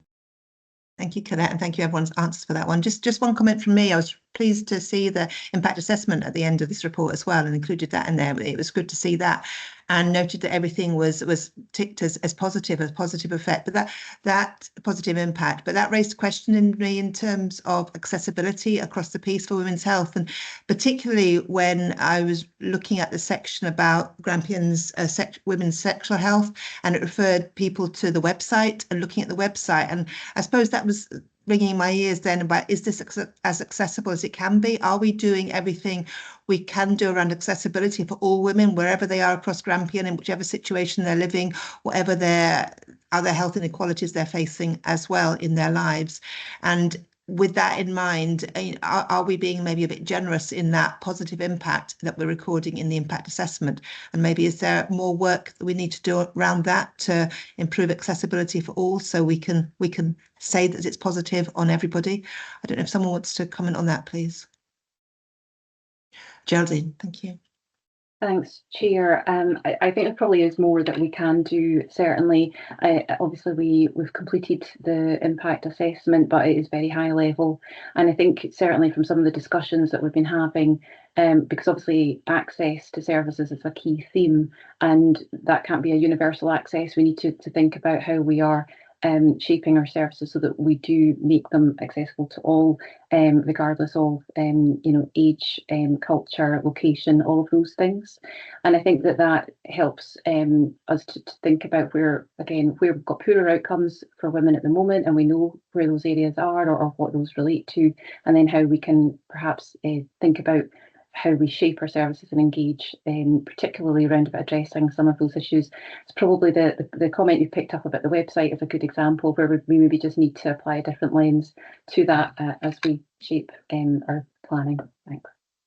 Thank you very much, Geraldine. Thank you for that. I can't see any more comments on this one, so thank you for everybody who's asked a comment, and thank you for the huge range of answers we've had to this as well. The recommendation asks us to whether we're assured around this paper. Can we agree the recommendation, please? Yeah. Agreed. Thank you. Okay, the next item on the agenda is the update on the NHS Grampian financial position. I would suggest, we've been working a long time now, we take a break before we do that. Have those comments earlier about the importance of breaks. Alex, I hope that's okay with you. And shall we return at 9 minutes break? Return at 11:50, please. Thank you. Hello, welcome back. It's 11:50, so we'll make a start now on the next bit of the agenda, and we'll turn to item 9, the financial position. Alex, please. Thank you, Chair. As you can see from the report, NHS Grampian continues to find itself in an extremely challenging financial position. The financial forecast for 2024-25 has improved by £10 million since November, largely due to additional funding and some technical accounting adjustments. However, there are signs that the work being undertaken by the whole organisation in relation to our value and sustainability programme is starting to have a positive impact on our underlying overspend. As you are aware, there was nothing in the initial financial plan for the risk share arrangements of the integration joint boards, and if this additional funding was excluded from our forecast, then we would be within the limits set by the Scottish Government. In early January, NHS Grampian was escalated to level 3 on the NHS Scotland Support and Escalation Framework for financial management matters. At this level, NHS Grampian will receive additional support from the Scottish Government. We're currently discussing what this support will look like. The Chief Executive team has written to the Scottish Government requesting additional support with system transformation and performance, as well as finance, given how closely linked these areas are. In relation to next financial year, we are forecasting an overspend of 140 million. Work continues to reduce the level of overspend and identify savings, and these savings will be reported formally to the board in April. Work is also being progressed in relation to the IJB budget, and it is likely that additional financial support will be required in 2025-26, although we don't know the figure or the detail yet. Work continues with the IJB chief officers and chief finance officers on their financial plans, and we should be able to start assessing the impact of these savings on the performance of the acute health system over the next few weeks. Given the scale of the financial challenge facing in NHS Grampian, plans being developed by the IJB and NHS Grampian must be robust and delivered. It's extremely unlikely we'll be able to accommodate any movements in the level of funding required next financial year. Chair, I realise there's a lot in this paper, and whilst our financial performance has improved since November, the scale of the financial challenge to return to financial balance cannot be underestimated. I'm happy to take any questions, Chair. Thank you very much, Alex. Thank you. Dennis, please. Thank you very much. Thanks, Alex, for the paper. You mentioned, obviously, the integrated joint boards. I'm just wondering, is there discussions being had with Scottish Government in terms of the financial outlay from NHS Grampian to the 3 integrated joint boards because of the potential, well, not just potential, it will have a significant, I think, impact on our acute services. And I'm just wondering, in terms of, is there a separate calculation that needs to be had in terms of how we fund our integrated joint boards moving forward to the future? Because obviously what we have at the moment is not particularly sustainable. Thank you. Alex, please. Yeah, Dennis, we are discussing the IJB situation with the government. As you can see within the financial plan that we put forward, we've put in an additional allocation at the moment of £38 million. We don't think it will be quite at that level, but we put that in there so that they're aware of that position.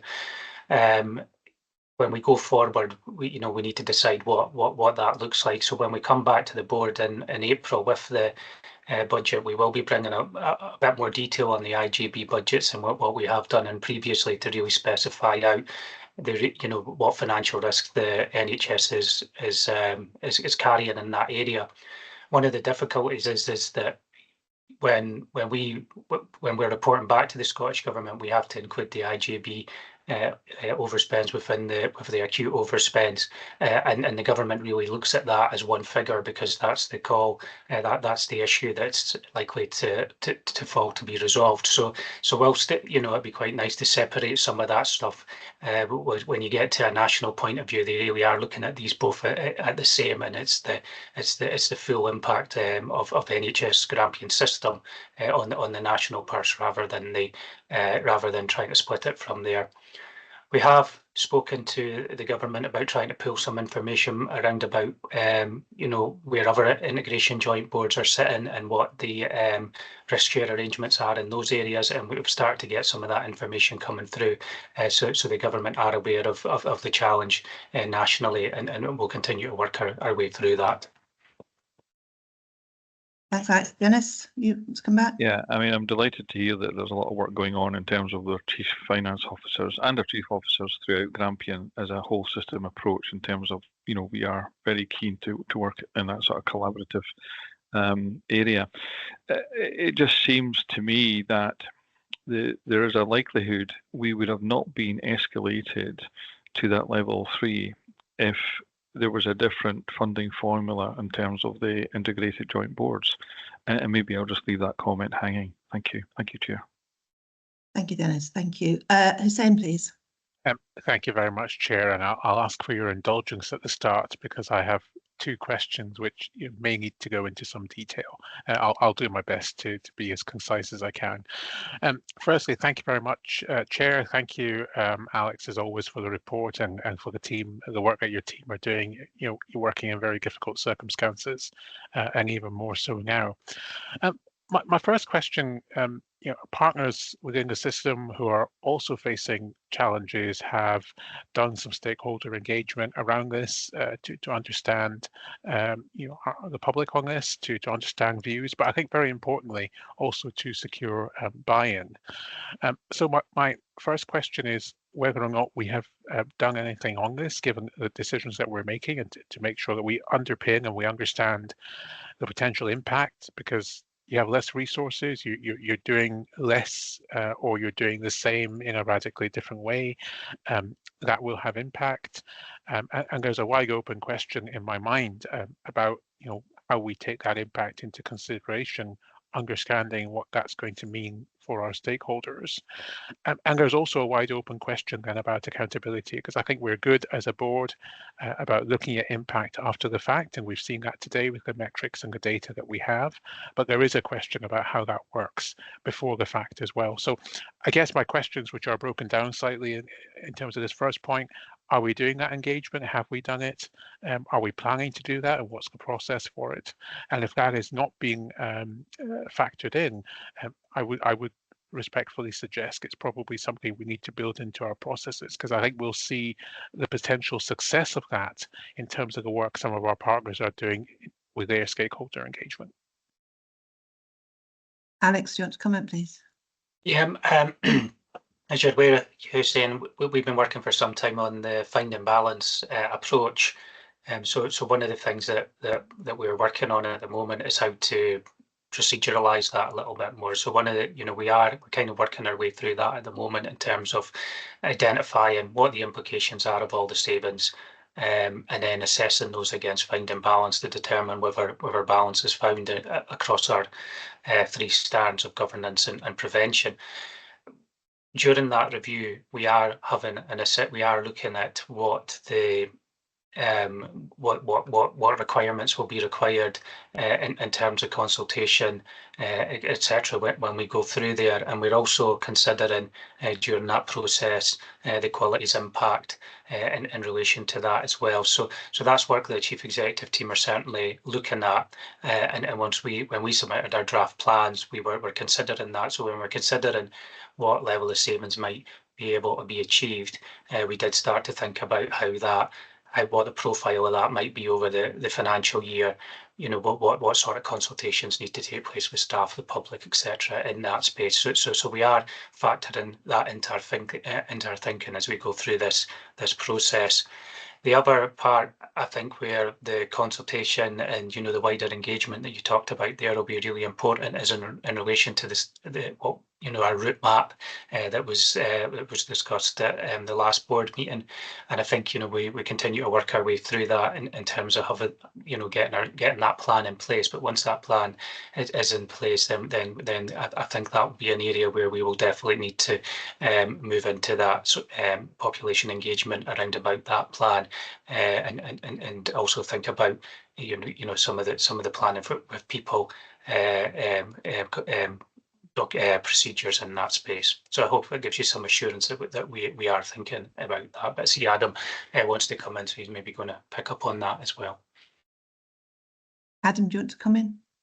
Yeah, thanks, Alison. Yeah, sorry, the only little bit just to help tether the board to the policy bit we're doing is the putting people first. So exactly as Alex says, I think the route map is absolutely hand in glove with putting people first. So it is that absolute forward-looking, fundamentally different approach with the population. I think Alex has covered the more formal consultation bits very well. So it's a both and certainly the more forward-looking stuff around the route map will be hand in glove with putting people first. Thank you.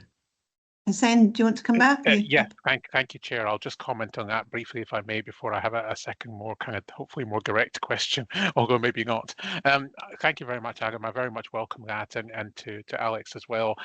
I would welcome seeing that formally integrated into the reporting that we see at the next meeting where we do take some of these decisions, because what we've seen with partners is, although we have the integrated impact assessments and they are essentially important, the qualitative feedback that you get through some of this engagement often helps to personalize it more, and it helps to see that exemplified as to what those impacts are, and that's something which doesn't always come through the IIA in the way in which it's very formally designed. So if we're able to tie putting people first, tie the consultation activities, the feedback that comes into that, along with the very formal stuff that we have to do as well, that would certainly be very welcome. And I think it would aid us all with some of our decision making and that accountability. My second question is hopefully direct, but I'm maybe opening a can of worms here, but I just think for absolute clarity for everybody, we talk about the support that we will receive from the Scottish Government, and I take on board your caveat that that is something which is still being discussed. But support means so many different things to so many different people. I mean, support could be financial support, it could be human resource support. So I'm just wondering if you had any narrative as to, I appreciate you don't have a crystal ball, but what are the types of support that we may be investigating that may help us as we make our way through this challenging landscape? Thank you. Alex, what do we mean by support? Yeah, I think there's a couple of angles to that. So I mean, we were escalated because of financial, the financial position and financial matters. So some of this support will fall into that kind of financial place. So we know what that is. We will have more regular meetings with the officials from the Scottish Government, particularly the Finance Directorate, and that in terms of the process that's put in place, we know that Adam will attend those meetings as well, and there will also be senior representatives from the Scottish Finance officials within that space too. So we know that, and in some respects we were already we were already doing some of that sort of stuff. So Adam was already joining us in some of those meetings. So it'll be a little bit more formal around about that. And we appreciate that support, and they may be able to provide us with support around about benchmarking in relation to some other organisations to help support us in that area. And we're more than open to having those conversations and really getting down into the sort of granular detail around about where our costs may differ from other areas. I think what our in terms of the support, and this is a bit that I think that Adam's letter kind of referred to, was that we recognise that there's a very close link between performance and financial recovery, and that's the same link that we found when we did the when we did this year's budget, is that to go further in this year's budget, we assessed that if we did go further and delivered financial balance, then it would have impacted on the services that people provided, and we made the assessment that didn't find balance and would have adversely impacted on our performance. So we are looking for some support within that kind of performance type of arena as well, and maybe to help support us in relation to some of that. And then there's the other bit that we're thinking about is how we can as I say, the route map and and things that the challenges that we face within Grampian and how we can transform our services going forward. And I think that's another place that we're looking for a bit more support in terms of helping us to make those changes. But I mean, I don't know if Adam's maybe got a little bit more detail on that, but that was my understanding of where we are at the moment. Adam? Yeah, thanks. I think it's a really key question. So I've had a discussion with Caroline Lamb, who's the Director General for the NHS, for anyone in the public that's listening, and also John Burns, who's Caroline's Chief Operating Officer, and I've also met as well with some of John's team to try and frame up what really helpful support would look like. The sort of basis of the thrust that I think will make a real difference beyond what Alex has described really well is, how do we as a country think about what really fundamentally different health and care provision looks like. So if you think about the scale and the order of magnitude of the financial gap we've got across our whole system, so the three health and social care partnerships and NHS Grampian, it's a huge number. And so how do we act as a pathfinder for Scotland to think about what a different model of health and care would look like?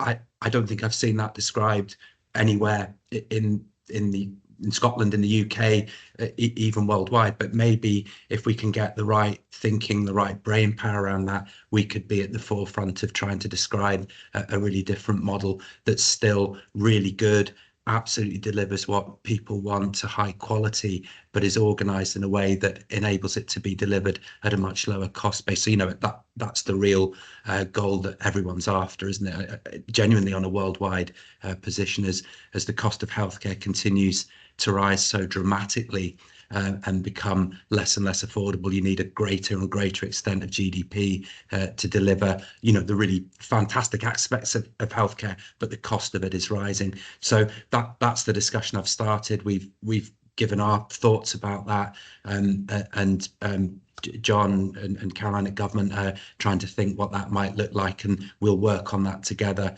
And I guess the offer that we're making is that Grampian could be the test site for really trying to develop that. So I think that's the only bit to add to Alex's comprehensive bit about the other very practical aspects that we'll work on around comparison and support from finance teams and things like that. Thanks. Thanks, Adam. Okay, Hussein. Yeah, just to say thank you, Adam, that kind of expansive thinking and what your thought processes are, and your discussions really, really helpful. Really look forward to seeing how that develops. And thank you very much, Alex, for that as well. That expansion was quite helpful. I would welcome seeing that being unpicked slightly as we get close to budget time and decision making in the future, as your conversations develop, and actually understanding the strands of, we use this word support far too many times, but that concept, what that actually means in practice for us, and for all our staff and stakeholders as well. So thank you, Chair, and thank you both. Thank you, Hussein. Sandy, please. Thanks, Chair. I'll be brief. I mean, firstly, just a comment, and then a quick question following up on the comments just made by Alex, Adam, and Hussein. I mean, the first one is just, we need to recognise the huge amount that's already been achieved. I think it's been enormously challenging, and a lot of staff have worked really hard under very difficult circumstances to try to address this. And also a huge thanks to Alex and his team for the very detailed reporting on the financial situation to PAFIC and to this whole board, so that we're all fully sighted on what the challenges are and what we're trying to do to address it. So that needs to be acknowledged, because I think we're in it for the long haul, and this is really, really difficult for staff to manage. I suppose it comes back to your point, Alison, about the First Minister's comment about the need for the government to work in partnership with health boards, and some of the different experiences that Alex and Adam are referring to. I mean, I'm seeking assurance that relationship is collegiate and supportive, and also that the different touch points in the government that we have to try to manage this are all consistently giving the same message to us. Yes, Andy. Alex. Yeah, I mean that's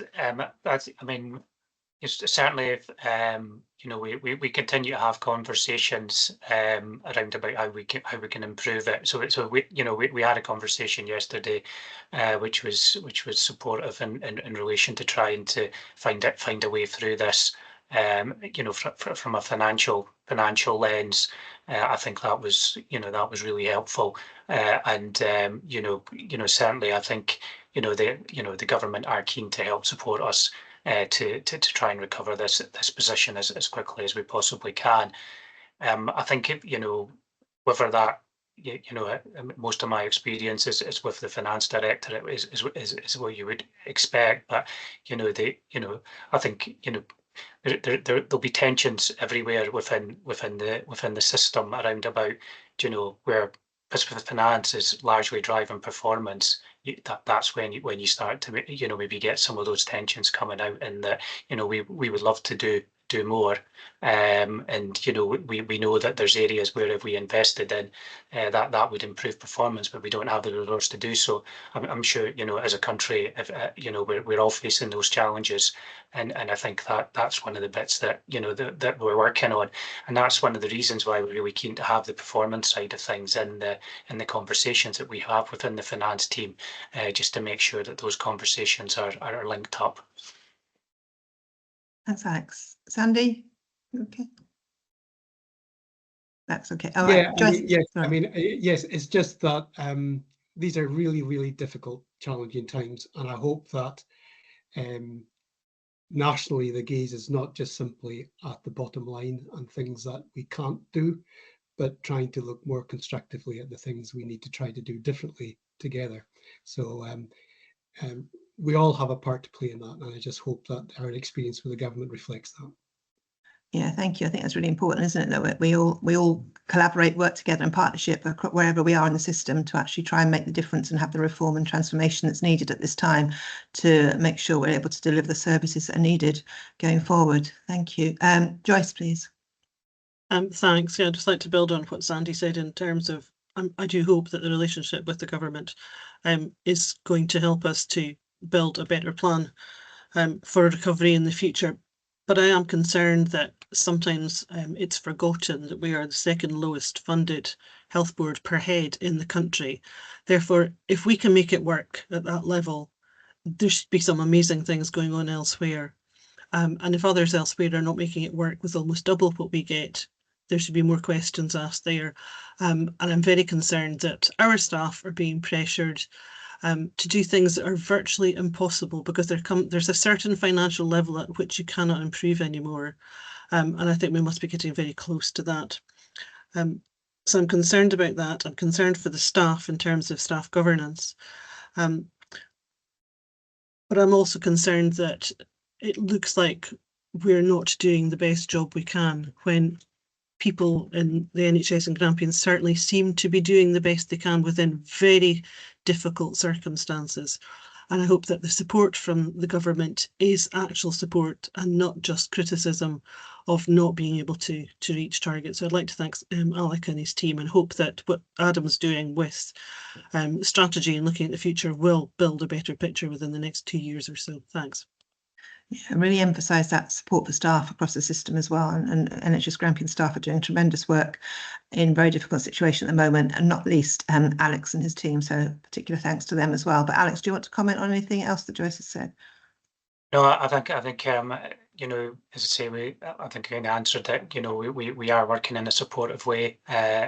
You know, and you know, we're trying our best to work together to find a solution to this. So I think that's where we are, and you know, we appreciate the support that's provided, and you know, we'll continue to work on that basis.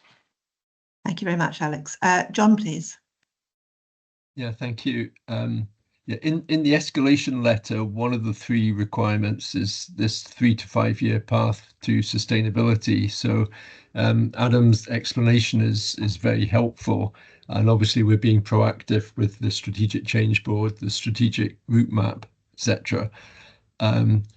Alongside that, Alex is advising, understandably and correctly, IJB's no overspend, so that's got to be a robust budget. NHS Grampian needs to get back to a certain level that it started at and then reduce.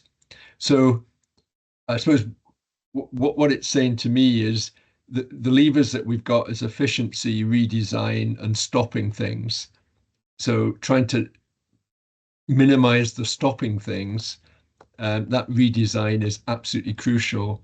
And I think whilst we've got mechanisms there, we've got to get into the tangible way in which that redesign takes place. I think just being self-aware that there's a lot of talk, but getting into an aligned position of what that is. And one aspect which Population Health Committee recently had a look at was public expectations. And it's a theme which again has been touched on, but nothing tangible is really getting there. And we have to do something that's a national and local perspective on that. I'm probably going to put Stuart on the spot a wee bit with this, but has that moved at all? Because I get very frustrated that it's talked about and it's just a vacuum at the moment. And I think if anything, we should use the conversations to be pushing that as a key aspect. I think it was Audit Scotland said there needed to be that national conversation. I think there's been promises of it, but I haven't seen anything tangible coming out of it. Would the executives agree that that's a key part of the redesign, and is it part of the conversations currently? Thank you. Tom, you want to come in at that point, or is Yes, please. Thanks, Chair. And I'll just turn my camera off again in the hope that it gives us better audio. John, just to share, I guess, some of the experiences I've had from recent national meetings I've been involved in on behalf of the HR Directors Group nationally. I think a big focus on, I guess, the population-based planning approach that has been signalled by Scottish Government later at the end of last year has been in the initial focus, I guess, on services where sustainability is a real worry and how you plan those in a way that, you know, shores some of those services up.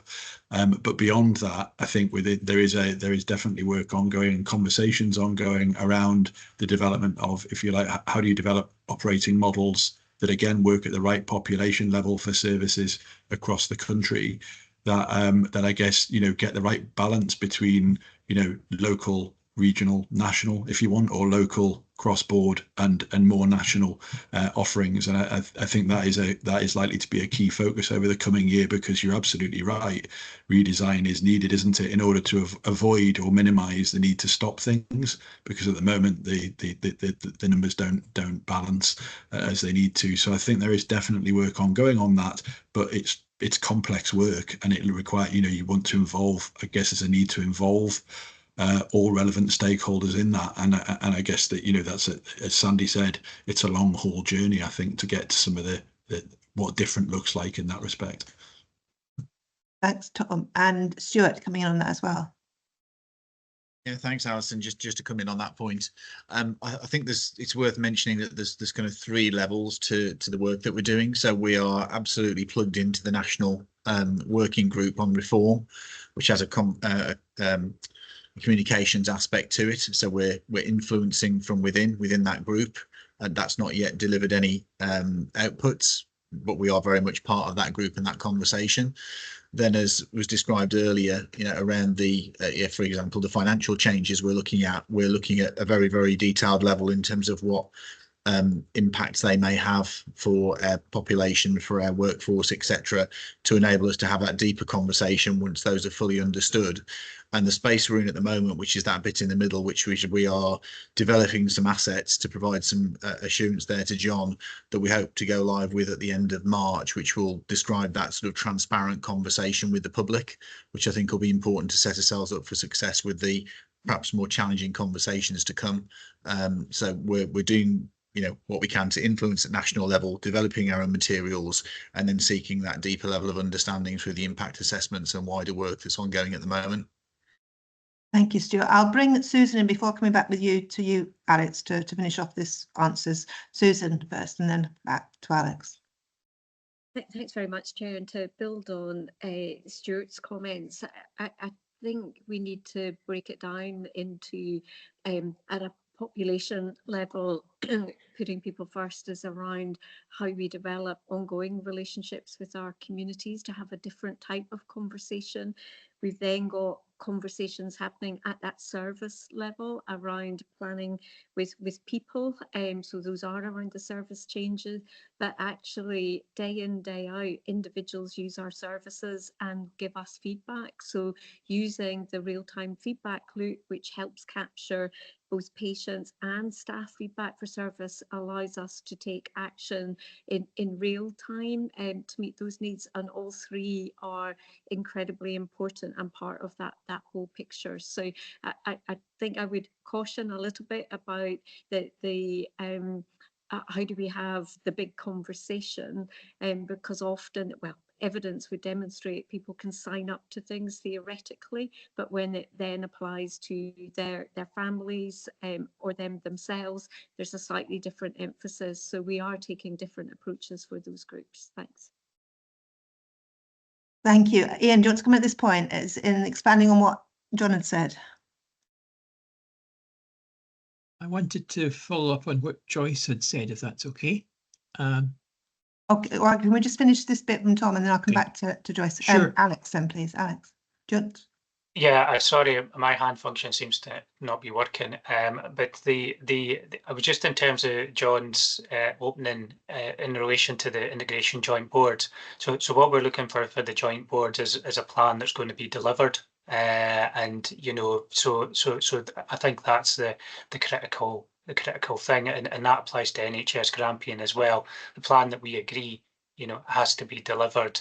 Now, what that number looks like is what we'll be discussing with the Scottish Government and the IJBs, assessing the risk around about that. But I really must highlight that that's one of the critical things. One of the reasons why we got escalated previously was our movement from our initial plan. So once we agree that initial plan, it must be robust and deliverable, and then we must go and deliver on it. Is where it is. That applies to the IGBs as well as it applies to the NHS, because we will have within NHS Grampian as a partner body, given the financial challenges we have, we're going to find it very difficult to manage in-year movements from the IJB or from within our own services as well. So just wanted to clarify that, John, because I recognise that you're chair of an IJB, and I do recognise that there's likely to be a call on NHS Grampian next financial year from the IJBs, and I think we need to kind of think about, and I know the IJBs are working on what their recovery plans, etc., look like as well. Thank you. John, do you want to come back on that? No, that's fine. I understand that is the position, as I understand it, that Alex has said on that. I think on the public expectations part, I think there's still a bit more to tease out around that. Probably once we've done more modelling as to what the changes need to be, then it's a question of what that means for the population. And there's many positives in there in terms of prevention, etc. But I think we need to be able to get to a point where we're having explicit messaging about what the shifts are around the public's expectation, which has an impact on the demand. So thanks for the replies and the comments. Thank you. Thanks very much, John. Ian, please.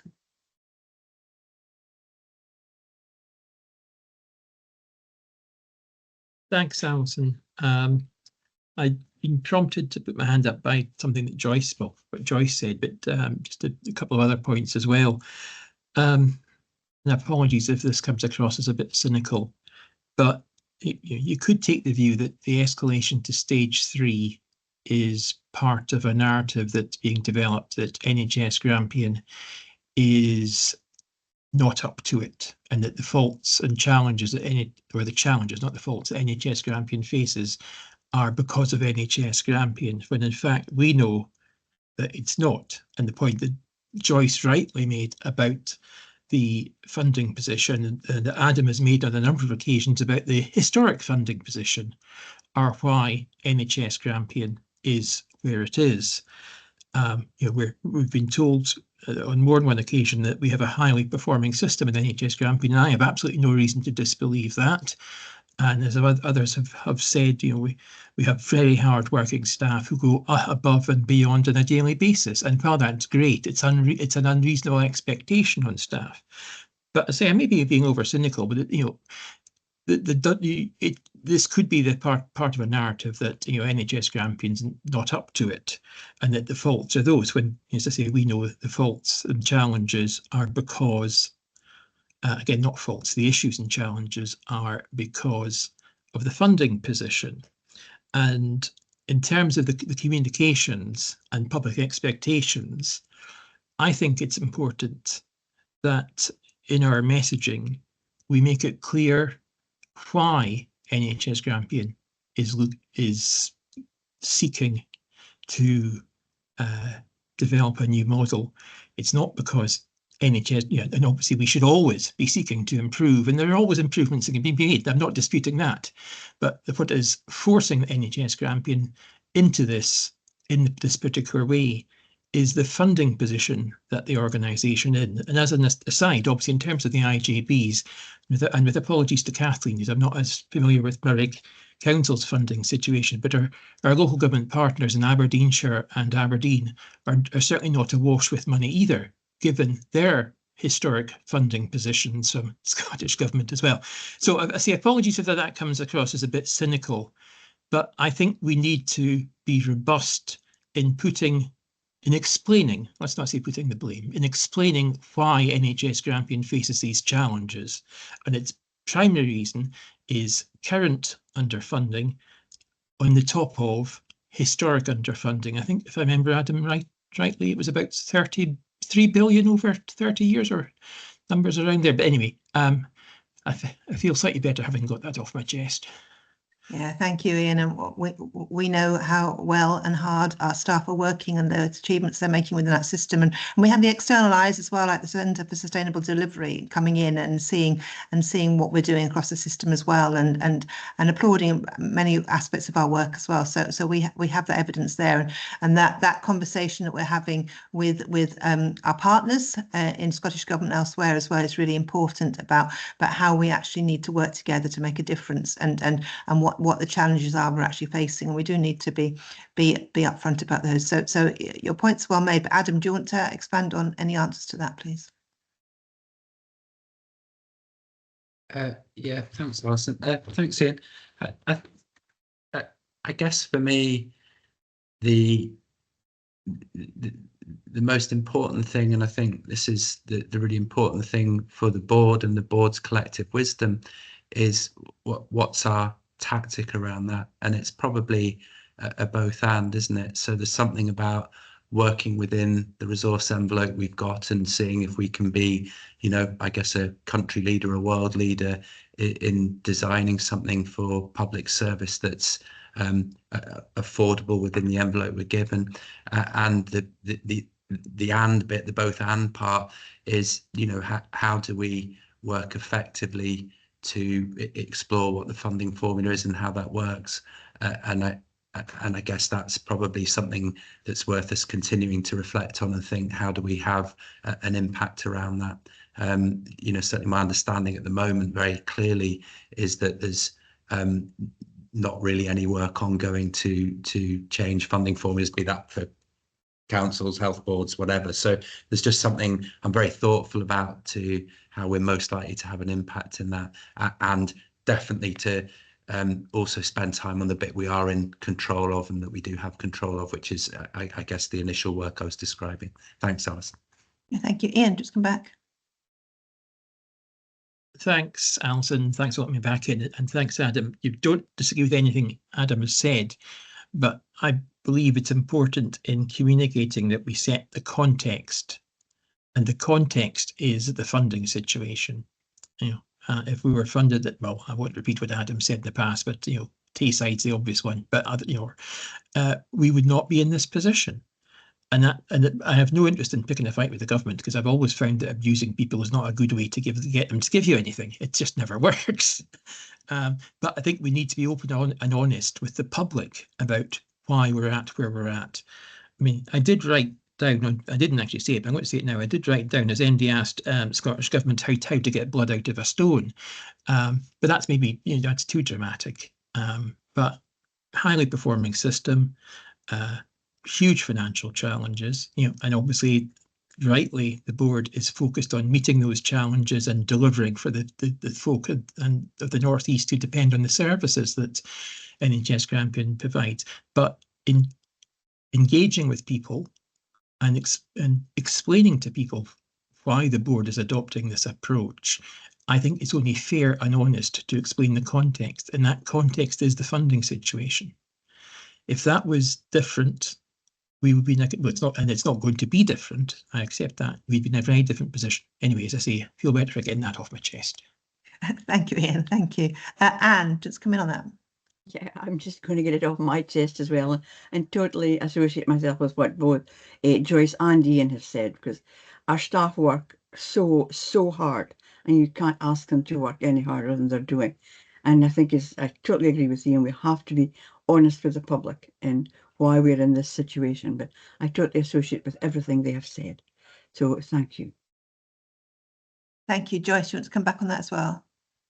I want to come back in on something Adam said about working in new, innovative, world-class, different ways. And I think we have certainly proved in Grampian that there's major changes that can take place. And we've, developed some amazing ways of working and uses of technology over the last 10 years. However, I think it has to be recognised that within the public sector, it's not the place for massive innovation, because it's a very unionised environment, which is great because our staff are protected. It's a very professionally siloed environment, which is also good because our professionals have worked and studied for many years to get where they are. But if we're going to change to a completely different model, we have to have people working in different ways. We have to have, cross-professional working. We have to have very quick change. It can't take a year to change. It has to change within 2 weeks. If it doesn't work again, you change it in another 2 weeks. That's how it works in the private sector. So I think we shouldn't set ourselves challenges that are totally unrealistic. We have to set ourselves the challenges that are manageable within the environment that we work in, and then people will find a way through. But don't expect them to change within 6 months or within a year in this type of environment. It's really not that easy. Thanks. Yeah, Adam, do you want to comment on how we're managing transformation? I think that's a helpful comment, and maybe if June was happy to say a little bit about the route map work, because I think that's definitely our extant approach to transformation. And I guess what I was saying in the bit about the overall financial context is it needs to be something different than we currently understand, and I think that has lots of context. But certainly our route map is, really exciting work that's pressing the boundaries within all the context we understand. And I'm sure June would be happy to say a bit about that, Alison, if that's okay. Thanks. Yeah, thank you. Of course, June, please. Thanks, Alison, and hopefully at the next board seminar next month we'll be able to look at this in more detail, but certainly the route map is our way to think about how we do transform, and absolutely, Joyce, recognising those challenges, but those challenges we can try and work through in relation to uni-professional working, etc. And we've seen some of that change already happen if we think about some of the roles that we've had where those roles have expanded, or scopes of practice have expanded, etc. So I think there is opportunity there. It's about, as you say, we need to take our time and really think about that and how we move forward with it. So as a route map starts to develop, we are recognising the challenges that will be within that, but what is it we can do very differently, and how can we think about how we use innovation to support that transformation, digital, for example, which aligns with Scottish Government recent directions in relation to where the First Minister wants to go. Thanks, Alison. Thank you, Jim. Okay, Joyce? Yeah, lovely, thank you. And yes, and we'll obviously have more detail about the route map and things at the next board meeting as well. So thank you for that. Thank you for those comments. And I suppose the whole conversation here underlies how important it is to see everything together, as John indicated earlier as well, when we have the papers in April as well. Okay, Alex, is there anything you want to finally talk about this on this paper, or is... No, I think it's been a good discussion, so thank you to the board, and yeah, we will bring more information back and keep you informed as we progress with the plans. Yeah, and the importance bit obviously is the collaboration, working together as we're meeting these challenges and moving forward as well. So thank you. All right, with that, can we agree the recommendations, please? Thank you. That brings us on to item 10, the infrastructure Blair unit refurbishment. Alan, please. Yes, and thank you, Alison. So the details in the paper, however, the papers here before us, because previously in April 2004, the Blair unit was part of our infrastructure plan that the board approved. However, as we've been working through it, the opportunities come with further work that we're able to accelerate some of the work within the unit to enhance the facility, as following on from our external and internal reviews into the environment. So what we're asking for the permission to do now as part of our operational scheme of delegation is to commit a further funding of £1 million on top of what was agreed earlier, so that the tender has come in. It allows us to move quicker without a break in the contract, and it would reduce the impact it would have on the patients. So we always knew that we were looking at this over probably a three-phased approach each year, putting in some financial support towards it, and this gives us an opportunity to accelerate it, and obviously we would gain financially with the rates that we've been able to achieve through the tender works. Thank you, Alan. But Dennis coming in, please. Dennis.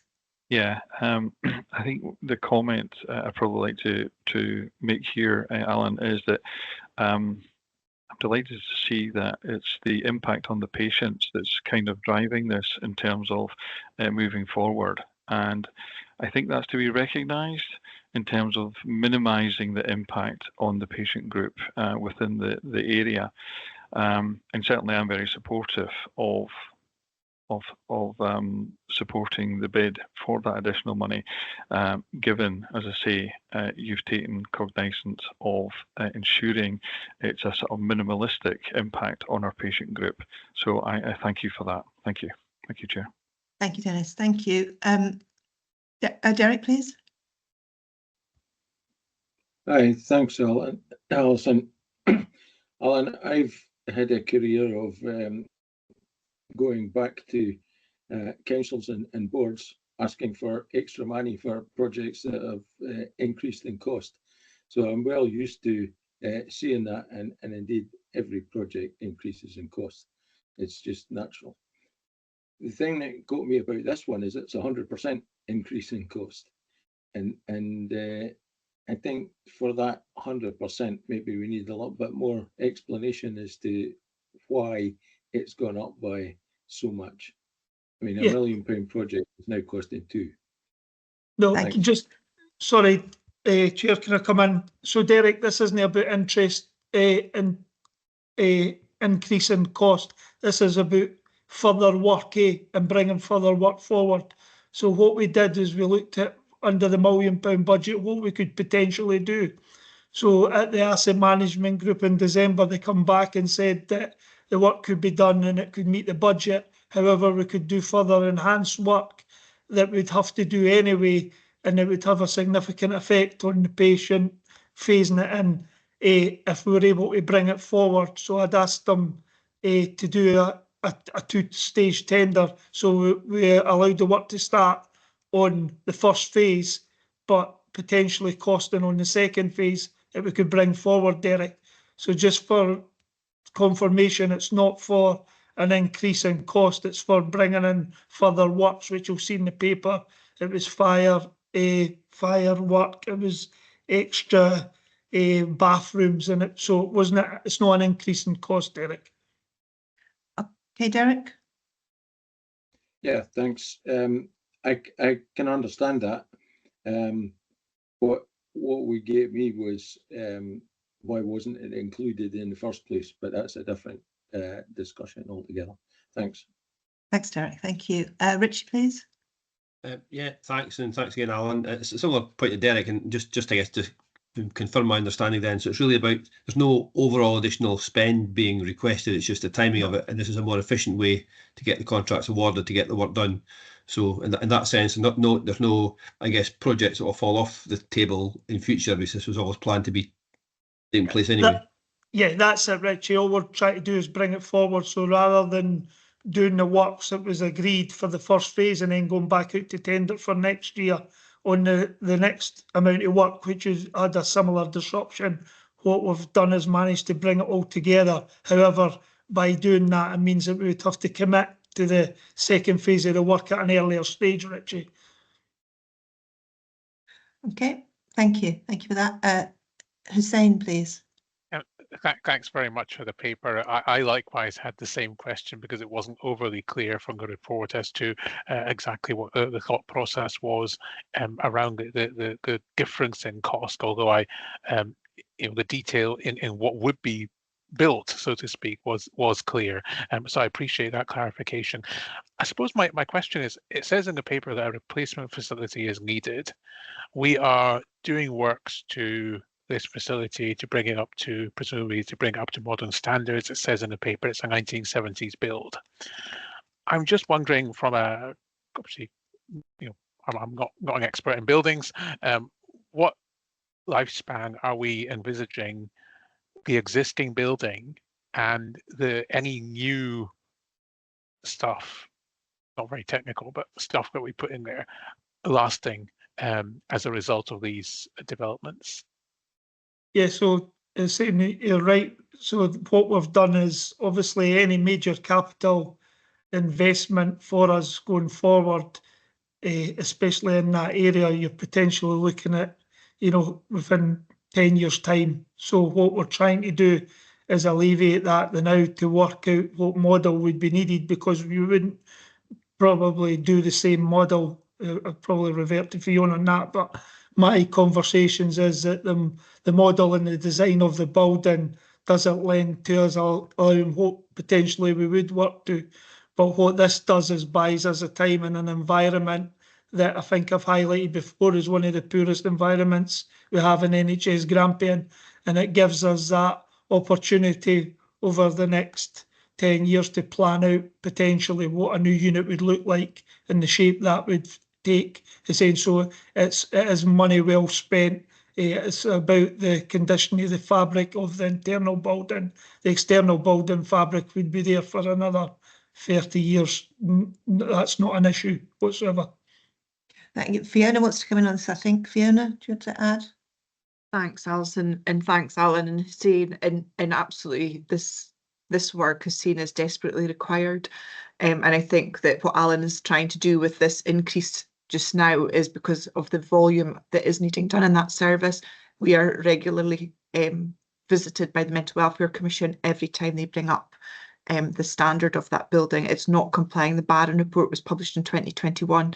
They raised about the standards that forensic services people are in. And as Alan said, we're definitely in a very poor state. So although it's significant investment, I appreciate that.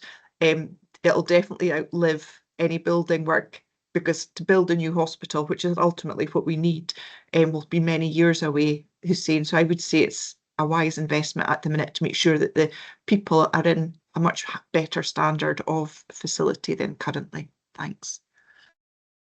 Thank you. Zane, are you content? Yeah, just for clarity, Chair, I am not in any way criticising the investment, and both Alan and Fiona have said exactly what I hoped they would say, and it is very much about maintaining and giving those who are using the facility the very best service that we can with what we have. So thank you very much for that. Thank you, Hussein. Thank you for that too, and thank you for the responses to these points too. Okay, I can't see any more hands, so can we go to the recommendations then, please? We are asked to make a decision to improve the Increased Infrastructure Investment Plan Programme budgetary limits for remedial works for the Royal Cornhill Blair unit of £1 million from £1 million to £2 million phased across 24-25 and 25-26 in line with the programme of works. Can we make that decision, please? Absolutely. Agreed. Thank you. Okay, thank you. Thank you for that. And that leads us on to the approved committee forum and IJB minutes that we have to go through and note, please. So we have the Audit and Risk Committee of the 10th of September 24. Noted. Thank you. The Staff Governance Committee of the 31st of October 24. Noted. Thank you. Then NHS Grampian Charity Committee of 4th of October 24. Noted. Thank you. The Area Clinical Forum of 6th of November 24, noted. Thank you. Grampian Area Partnership Forum, 21st of November, first of all. Noted, thank you. And the 19th of December, 24, thank you. And then Aberdeenshire IJB, 9th of October 24. Can we note that, please? And the Murray IJB of the 28th of November 24. Can we note that as well, please? Thank you very much. That brings us on to item 12, any other business. I've had nothing notified to me. That's fine. Okay, thank you. And then our date of our next meeting is the 10th, as we already repeated in the meeting already, it's the 10th of April 2025. So I look forward to seeing you there. And thank you very much for everyone who's contributed, either in asking questions as a member of the board or in presenting to this meeting as well. Thank you very much. Thank you. Thank you.